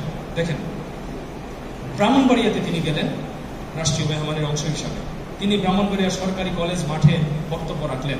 এখন আমি তো ছোট মানুষ, ক্লাস 9-এ পড়ি, 1989 সালে ক্লাস 9-এ পড়ি, কিন্তু মুসলমানরা কখনো ছোট না, বয়সও ছোট না, পদেও ছোট না, সবাই বড়, তাই না? আমরা সবাই খলিফা, সবাই হচ্ছে আল্লাহর প্রতিনিধি, সবাই। তো সেই বিশ্বাস, আত্মবিশ্বাস আমার ছিল। আমি ওনার সাথে দেখা করলাম, আমি বললাম যে আমি আপনার সাথে কিছুদিন থাকবো। ওনার থাকো, ছোট মানুষ তো আমি, তা আমি ওনার সাথে থাকতাম, এই বদনা আগাই দিতাম, পানি আগাই দিতাম, এই করতাম, থাকতাম। এই থাকতে থাকতে স্কুলে যে প্রথম সাময়িক পরীক্ষা হচ্ছে আমার আর খেয়াল হয় না, পরীক্ষা দেয়নি, ঠিক আছে, পরীক্ষা দেয়নি, আমি ক্লাসে ফার্স্ট বয়, পরীক্ষা দেয়নি। উনি যেখানে যান আমি সেখানে যাই, ওনার বক্তব্য শুনি, হ্যাঁ, খুব ভালো লাগে। আচ্ছা, কয়দিন পর উনি চলে গেলেন মানে বাংলাদেশ থেকে তাকে বের করে দেওয়া হলো। এমন প্রেসারে পড়লো বাংলাদেশ, তাকে বের করে দেওয়া হলো। তখন তাকে অ্যাকসেপ্ট করলো মালয়েশিয়া। দেখুন কিভাবে ভাগ্যের পরিবর্তন হয়, দেখুন, এবং ভাগ্যের বিপর্যয় কিভাবে হয় সেটা দেখুন। এরপরে কিন্তু এর সাথে পতন হলো, মালয়েশিয়ার উত্থান হলো। মালয়েশিয়ার যে রমরম অবস্থা, এই সমস্ত লোককে তারা আশ্রয় দিয়েছে। তারা চলে গেলেন। তো সেই ইসলামুল হক, আমার একটা বই আছে যেভাবে প্রথম বই, ওখানে আমি একটা চক্কর আমি রেখেছি তার জন্য, ইসলামুল হকের জন্য। তো ইসলামুল হক বাংলাদেশে এসেছিলেন। তো যাই হোক, তো এই মাদ্রাসার প্রতি আমার কিন্তু একটা পরম মমতা। 1988 সালে মাওলানা মহিউদ্দিন খান সাহেব আমার গুরুজন, আমি তাকে শ্রদ্ধা করি। আমার কি বলবো যে আমার চিন্তা চেতনায় তিনি অনেক প্রভাব বিস্তার করেছেন মাওলানা মহিউদ্দিন খান সাহেব। তার একটি কথাই আমি অনুপ্রাণিত হয়েছিলাম সবচেয়ে বেশি। 1988 সালে তিনি ব্রাহ্মণবাড়িয়া গেলেন একটা ওয়াজ মাহফিলে। সেই মাহফিলে তিনি বললেন যে একটা ছাগলের খোয়ারের মধ্যে একটা বাঘের বাচ্চা পড়ে গেছে। একটা বাঘের বাচ্চা জন্মের পর থেকে ছাগলের খোয়ারে। এখন ছাগলগুলো বড় হচ্ছে, বাঘও বড় হচ্ছে। ছাগল বড় হলে সিংহ যায়, বাঘের তো সিং নাই। এখন ছাগল কি করে, একটা বাঘ তো ওরে শুধু গুতা মারে, ওরে গুতাগুতি করতে করতে ও পুংঠাসে হয়ে এক কোণে পড়ে থাকে, একদম মরার মতো পড়ে থাকে, ঠিক আছে। আর ছাগলগুলা হচ্ছে কি করে, রাজত্ব করে বেড়ায়। ওকে, মাওলানা মহিউদ্দিন খান সাহেব বললেন যে এই বাঘের বাচ্চা যদি জানতো সে বাঘের বাচ্চা, ওর গুতা দেওয়া লাগতো না, ও একটা হুঙ্কার দিলে সব পালিয়ে যেত। এই হুঙ্কার দিতে পারছি না আমরা মুসলমানরা, কারণ আমরা জানি না যে আমরা মুসলমান, আমরা আমাদের অতীত জানি না, আমরা আমাদের পূর্বপুরুষদেরকে জানি না, সেই জন্য আমরা হুঙ্কারটা দিতে পারছি না। আমরা সেটা জানতে হবে। দেখুন কাজী নজরুল ইসলাম যে আল্লাহর হামদ লিখেছেন, রসুলের সামনে যে নাতে রসুলগুলা লিখেছেন, কি বলবো। একটা নাতে রসুলের কথা যদি বলি, যে আমি যদি আরব হইতাম মদিনারি পথ, এই পথে মোর চলে যেতেন নূর নবী হযরত। পয়জার তার লাগতো এসে আমার কঠিন বুকে, আমি ঝর্ণা হয়ে গলে যেতাম অমনি পরম সুখে। সেই ছিন্ন বুকে পুরে পালিয়ে যেতাম কোহিতুরে, দিবানিশি করতাম তার কদম জিয়ারত। এই যে কথাগুলোর ব্যাখ্যা আমি যতটুকু বুঝেছি, দেখুন সেই চিহ্ন বুকে পুরে, আমি পাথর, আমার পায়ে, আমার গায়ে যদি নবীজির পা মোবারক যদি আমার গায়ে লাগতো, তাহলে আমি সুখে ঝর্ণার মতো আমি গলে যেতাম আনন্দে। আর সেই চিহ্ন বুকে নিয়ে পালিয়ে যেতাম কোহিতুরে, তুর পাহাড়ে আমি পালিয়ে যেতাম, বলতাম যে লাব্বায়েক আল্লাহুম্মা লাব্বায়েক, আল্লাহ আমি হাজির, আমি রাসূলের মহব্বত বুকে ধারণ করে তোমার কাছে এসেছি, সুতরাং তুমি আমাকে ফিরিয়ে দিও না। আল্লাহর কথা, কুল ইন কুনতুম তুহিব্বুনাল্লাহ ফাত্তাবিউনি ইউহিব্বুকুমুল্লাহ। হে রাসূল, কেউ যদি বলে যে আমি আল্লাহকে ভালোবাসতে চাই, আল্লাহর ভালোবাসা চাই, সেজন্য আপনাকে মহব্বত করে, তাহলে আমি আল্লাহ তাকে ভালোবাসবো। সেইটা উপলব্ধি করতে পেরেছিলেন কাজী নজরুল ইসলাম। এই জন্য লিখলেন না, কোরআন শুধু পড়েছে সবাই, কিন্তু বুঝতে পারে নাই কেউ। সেটা বুঝেছেন আসলে কাজী নজরুল ইসলাম, যে নবীজির চিহ্ন বুকে নিয়ে কোহিতুরে তিনি চলে যাবেন, আল্লাহর সান্নিধ্য নিয়ে তিনি আবার চলে আসবেন রওজা মুবারকে। এইভাবে নজরুলের প্রত্যেকটা লেখা যদি আপনি বিশ্লেষণ করেন, দেখবেন যে নজরুলের লেখার মধ্যে কোনো শিরক নাই, কোনো বেদাত নাই, কোনো রকম কোনো অনইসলামিক কোনো কিছু নাই। যেটা আমি বলছিলাম যে কবি সাহিত্যিকদের নিয়ে একটা ভয় আছে, যে আবেগে লিখতে গিয়া অনেক সময় আল্লাহর চাইতে নবীজিকে বড় করে ফেলে, অথবা কোনো কোনো ক্ষেত্রে নবীজিকে ছোট করে ফেলে অনেক অন্য মানুষের চাইতে। এই যে মাত্রা জ্ঞান অনেকেই লোপ করে ফেলে, অনেকেই হারিয়ে ফেলে। কিন্তু নজরুলের সাহিত্যে আপনি দেখবেন যে কোথাও কোনো ধরনের মাত্রা জ্ঞান তিনি নষ্ট করেন নাই। বক্ষে আমার কাবার ছবি, চিত্রটা খেয়াল করেন, বক্ষে আমার কাবার ছবি, চক্ষে মোহাম্মদ রাসূল, শিরোপরি মোর খোদার আরশ, গাইতারি গান পথ বেহুল। বুকে কাবা, চোখে রসুল, মাথার উপরে আল্লাহ। কাকে কোথায় রেখেছেন খেয়াল করেছেন বিষয়গুলো? চারটিখানি কথা না, কিন্তু তার প্রত্যেকটা লেখার মধ্যে দেখবেন যে কোনো ধরনের যাকে যেখানে রাখা দরকার, কোরআন শরীফে যেভাবে আছে, হাদিসে যেভাবে আছে, ঠিক সেইভাবে তিনি কাজ করেছেন। কোথাও কোনো ধরনের বিচ্ছুতি নেই, শিরক নাই, বেদাত নাই। সুতরাং আমরা নির্দ্বিধায় নিঃসন্দেহে আমরা নজরুলকে স্টাডি করব, আমরা নজরুলকে বুঝবো। নজরুলকে যদি আপনি বুঝতে পারেন, তাহলে আপনার মধ্যে একটা শক্তি তৈরি হবে। সেই শক্তিটা আপনাকে অনেক দূর এগিয়ে নিয়ে যাবে। সেই শক্তিটা হল ইমানের শক্তি। আর তিনি যে অন্যদের নিয়ে কাজ করেছেন, সেটার একটা জবাব তিনি নিজে দিয়েছেন। আমার লীগ কংগ্রেস একটা আর্টিকেল, একটা সম্পাদকীয় আছে তার, আমার লীগ কংগ্রেস। যে আমার বন্ধুরা আমাকে কেউ বলে আমি কংগ্রেস করি, কেউ বলে আমি মুসলিম লীগ করি, আমি এই দুটার কোনোটাই করি না, আমি আল্লাহর দল করি। আমি শুধু বলি ইহদিনাস সিরাতাল মুস্তাকিম, যে আল্লাহ আমাকে সরল পথ দেখাও। কোনোটাই আমি করি না, আমি আল্লাহর দল করি। এটা কে বলেছেন? কাজী নজরুল ইসলাম নিজে বলেছেন। এবং অনেক সময় অনেক কিছু করতে হয়, অনেক কিছু করতে হয়। আল্লাহ রাব্বুল আলামিন যে তার সাথে যারা প্রতিদিন শিরক করছে, বেদাত করছে, তার বিরুদ্ধে বিদ্রোহ করছে, আল্লাহ তাদেরকে খাওয়াচ্ছে না? আল্লাহ কি তাদেরকে মেরে ফেলে? তাদেরকেও তো রাখে। এখন আমরা কি আল্লাহকে গালি দিব যে আল্লাহ তুমি এটা কি করো? তুমি ইসরায়েলকে কেন বাঁচিয়ে রাখছো? তুমি ইব্রাহিম রাইসির মতো একজন মানুষকে কেন মেরে ফেললা? এটাকে আমরা বলবো? বলবো না, কারণ এটা সৃষ্টির একটা রহস্য, এটা থাকবেই। কাজী নজরুল ইসলাম যে কাজগুলো অন্যদের জন্য করেছেন, তিনি তো একজন সাহিত্য স্রষ্টা, তো একজন যখন সৃষ্টি করেন সবার জন্য করতে হয়, কিন্তু ইমানের জায়গায় আমলের জায়গায় তিনি কোনো ধরনের আপোষ করেন নাই। তিনি যখন বিয়ে করেন তিনি কিন্তু ধর্ম ত্যাগ করেন নাই, তার ওয়াইফকে, তার একটা বিশ্বাস ছিল, আমরা ওই বিশ্বাসের গভীরে আমরা যাব না, বিশ্লেষণ আমরা করবো না, করলে অনেক সময়ের দরকার। তিনি মনে করতেন যে প্রত্যেকটি জায়গায় যেহেতু আল্লাহ নবী রাসূল পাঠিয়েছেন, কিতাব দিয়েছেন, ভারতের মতো এত বড় একটা জনপদ, এখানে নিশ্চয়ই নবী রাসূল এসেছিলেন এবং কিতাবও নিশ্চয়ই এসেছিল, তাহলে এই যে যারা আছে তারা যদি শিরক না করে আল্লাহর সাথে, তাহলে তারাও কোনো না কোনোভাবে আহলে কিতাবের অনুসারী। এই বিশ্বাস থেকে তিনি কিন্তু প্রমীলা নামটা চেঞ্জ করে ফেলেছেন। তিনি, তার নাম ছিল আশালতা সেনগুপ্ত, কিন্তু তিনি নাম রেখেছেন প্রমীলা নজরুল ইসলাম, এবং তাকে কিন্তু কবর দেওয়া হয়েছে কোথায়? চুরুলিয়াতে, যে জায়গায় নজরুলের কবর হওয়ার কথা ছিল সেই জায়গায় কিন্তু ওনার কবর, ওনার ওয়াইফের কবর। আর এনার কবর তো আমরা জানি, মসজিদেরই পাশে আমার কবর দিও ভাই। দেখুন, এই কথা বলে আমি শেষ করে দিব যে আল্লাহ রাব্বুল আলামিন তাকে কত ভালোবাসতেন, কাজী নজরুল ইসলামকে, তার কথাগুলো আল্লাহ কেমন করে কবুল করেছেন। একটা তো আমরা জানি যে তিনি মসজিদের পাশে চেয়েছেন যে কবরটা হোক তার, কেন? যেন দূরে থেকেও মুয়াজ্জিনের আজান শুনতে পাই। এই যে নকিব, এই আজান, যে আজান আমি দিয়েছি পৃথিবীতে এসে, সেই আজান যেন কবরে শুয়েও আমি শুনতে পাই। আমার গোরের পাশে দিয়ে ভাই নামাজিরা যাবে, পবিত্র সেই পায়ের ধ্বনি এই বান্দা শুনতে পাবে। গোর আযাব থেকে এই গুনাহগার পাইবে রেহাই, মসজিদেরই পাশে আমার কবর দিও ভাই। কত দরবেশ, কত ফকির দরবেশ মসজিদের আঙিনায় আল্লাহর নাম জিকির করে লুকিয়ে গভীর রাতে, আমি তাদের সাথে জেগে জেগে তোমার নাম জপতে চাই। মানুষ যে মরে না, তিনি কিন্তু এই লেখার মধ্যে তা বুঝিয়েছেন। মানুষ তো মরে না, তাই না? মানুষ কি করে? ইন্তেকাল করে। আমরা কখনোই বলবো না যে মানুষ মৃত্যুবরণ করেছে, মানুষ না ইন্তেকাল করে। ইন্তেকাল অর্থ কি? ইন্তেকাল অর্থ স্থানান্তর হওয়া, ট্রান্সফার হওয়া। আপনারা অতীতের আপনাদের দাদাদের বা তার আগের জমির দলিলপত্র দেখেন, লেখা থাকবে জনাব আব্দুল করিমের কাছ থেকে জনাব আনোয়ার হোসেনের কাছে এই জমিটি ইন্তেকাল করেছে। এর অর্থ কি? স্থানান্তর হয়েছে। ইন্তেকাল শব্দের জন্য স্থানান্তর, আমরা ইন্তেকাল করি। তো নজরুল এটা বিশ্বাস করতেন, জানতেন, এই কারণে তিনি বলেছেন তাদের সাথে লুকিয়ে লুকিয়ে তোমার নাম জপতে চাই আল্লাহ, তোমার নাম জপতে চাই। এবং এই যে আরেকটা মোনাজাতের মধ্যে বলেছেন যে তোমার মসজিদেরই ঝাড়ু বর্দার হোক আমার এই হাত, চোখে যেন দেখি শুধু কোরআনের আয়াত। কত সুন্দর কথা। আপনারা বেশি বেশি করে কাজী নজরুল ইসলামকে পড়বেন, তার কবিতা, তার গান, তার যে প্রবন্ধ, তার জীবনী বেশি বেশি করে পড়বেন। এবং খুব সংক্ষিপ্ত সময় যদি আপনারা কিছু, আমার যে কিছু প্রোগ্রাম আমি করি টেলিভিশনে, আমার যে ইউটিউব চ্যানেলটি আছে ওখানে আমি কিছু ওগুলো আপলোড করে দিই, যে নকিবেরও যে কাজগুলো আছে সেইগুলোর টাচের মধ্যে আপনারা তো আছেনই, আমিও যুক্ত হব। আমি আজকে আমার এসে এত ভালো লাগছে যে এইখানে আমি এই পরিবারের একটি সদস্য, এই সাহিত্য আসলে আমাকে যখন বলবেন আমি চলে আসবো, এটা আমার জায়গা, ঠিক আছে ইনশাল্লাহ। এবং আমরা এই কয়জনই পৃথিবী বদলে দিতে পারবো আমরা ইনশাল্লাহ, ইনশাল্লাহ। মুসলমানরা বদরের যুদ্ধে জয়ী হয়েছে, সংখ্যা কত? 313 জন। সংখ্যা দিয়ে আমরা আগাই না, আমরা আগাই আল্লাহর রহমত দিয়ে, তাই না? আল্লাহর রহমত দিয়ে আমরা আগাই। আল্লাহ পরের বছরই দেখিয়ে দিলেন যে উহুদের যুদ্ধ, সংখ্যায় আমরা বেশি, কিন্তু আল্লাহ একটা শিক্ষা দেওয়ার জন্য শুধু দেখাইলেন যে তোমরা সংখ্যার উপর ভরসা করিও না। গরু যে গন্তিতে মোরা বাড়িয়া চলেছি গরু ছাগলের মতো, এটা খালিদ কবিতার মধ্যে আছে, যে আমরা গরু ছাগলের মতো সংখ্যায় বাড়তেছি, শুধু নো, বাড়তে হবে ইমানের সংখ্যায়। আমরা ইমানদার লোক চাই, সেই ইমানদার লোক কাজী নজরুল ইসলাম চেয়েছেন। আপনারা এই বেলাল, এই যে ঈদের কৃষকের ঈদ, কৃষকের ঈদ কবিতাটা পড়বেন, কৃষকের ঈদ, বেলাল বেলাল,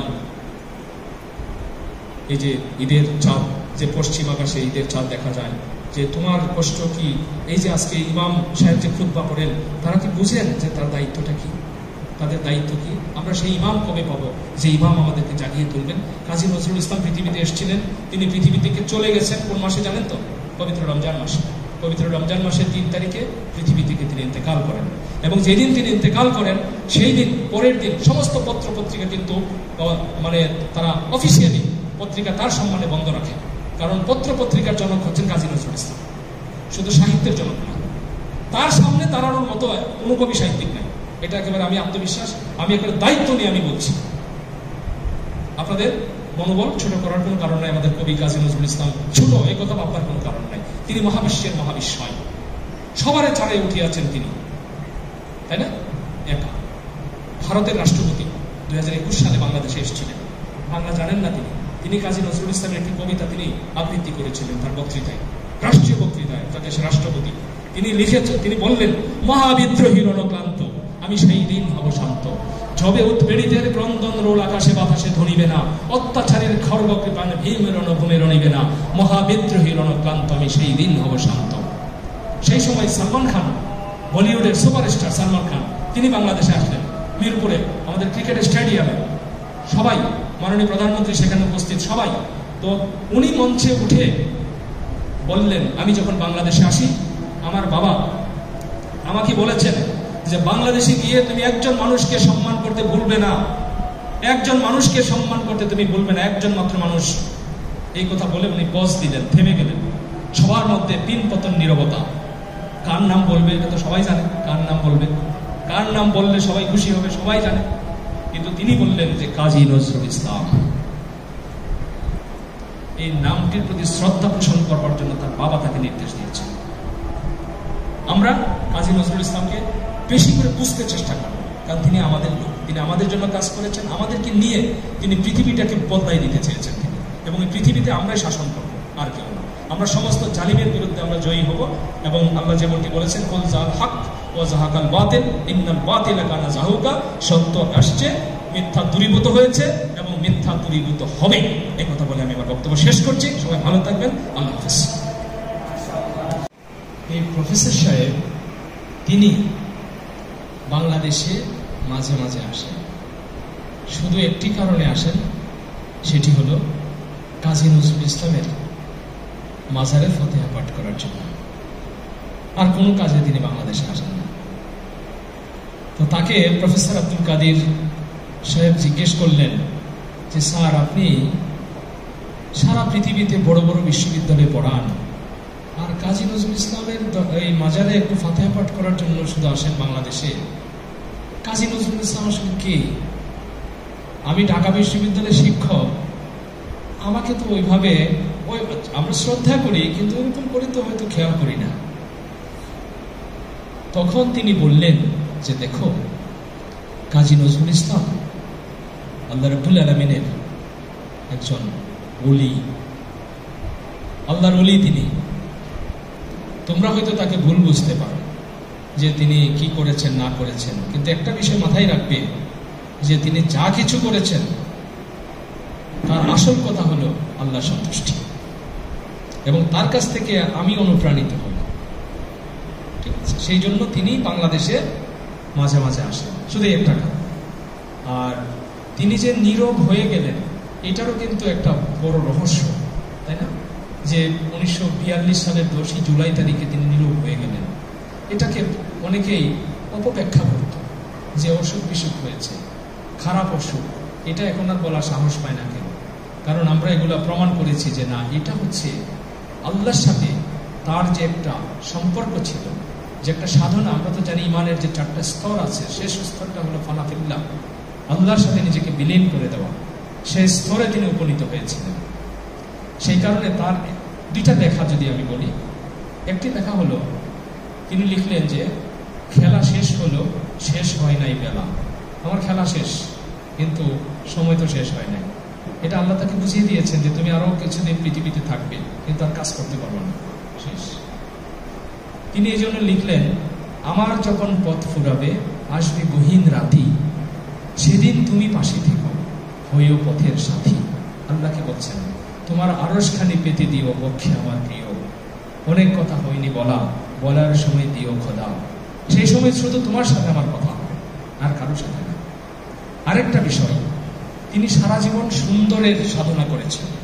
সুন্দর মানে আল্লাহ, আসমাউল হুসনা, যিনি সুন্দরতম নাম সমূহের মালিক, সেই সুন্দরের সাধনা করেছেন কাজী নজরুল ইসলাম।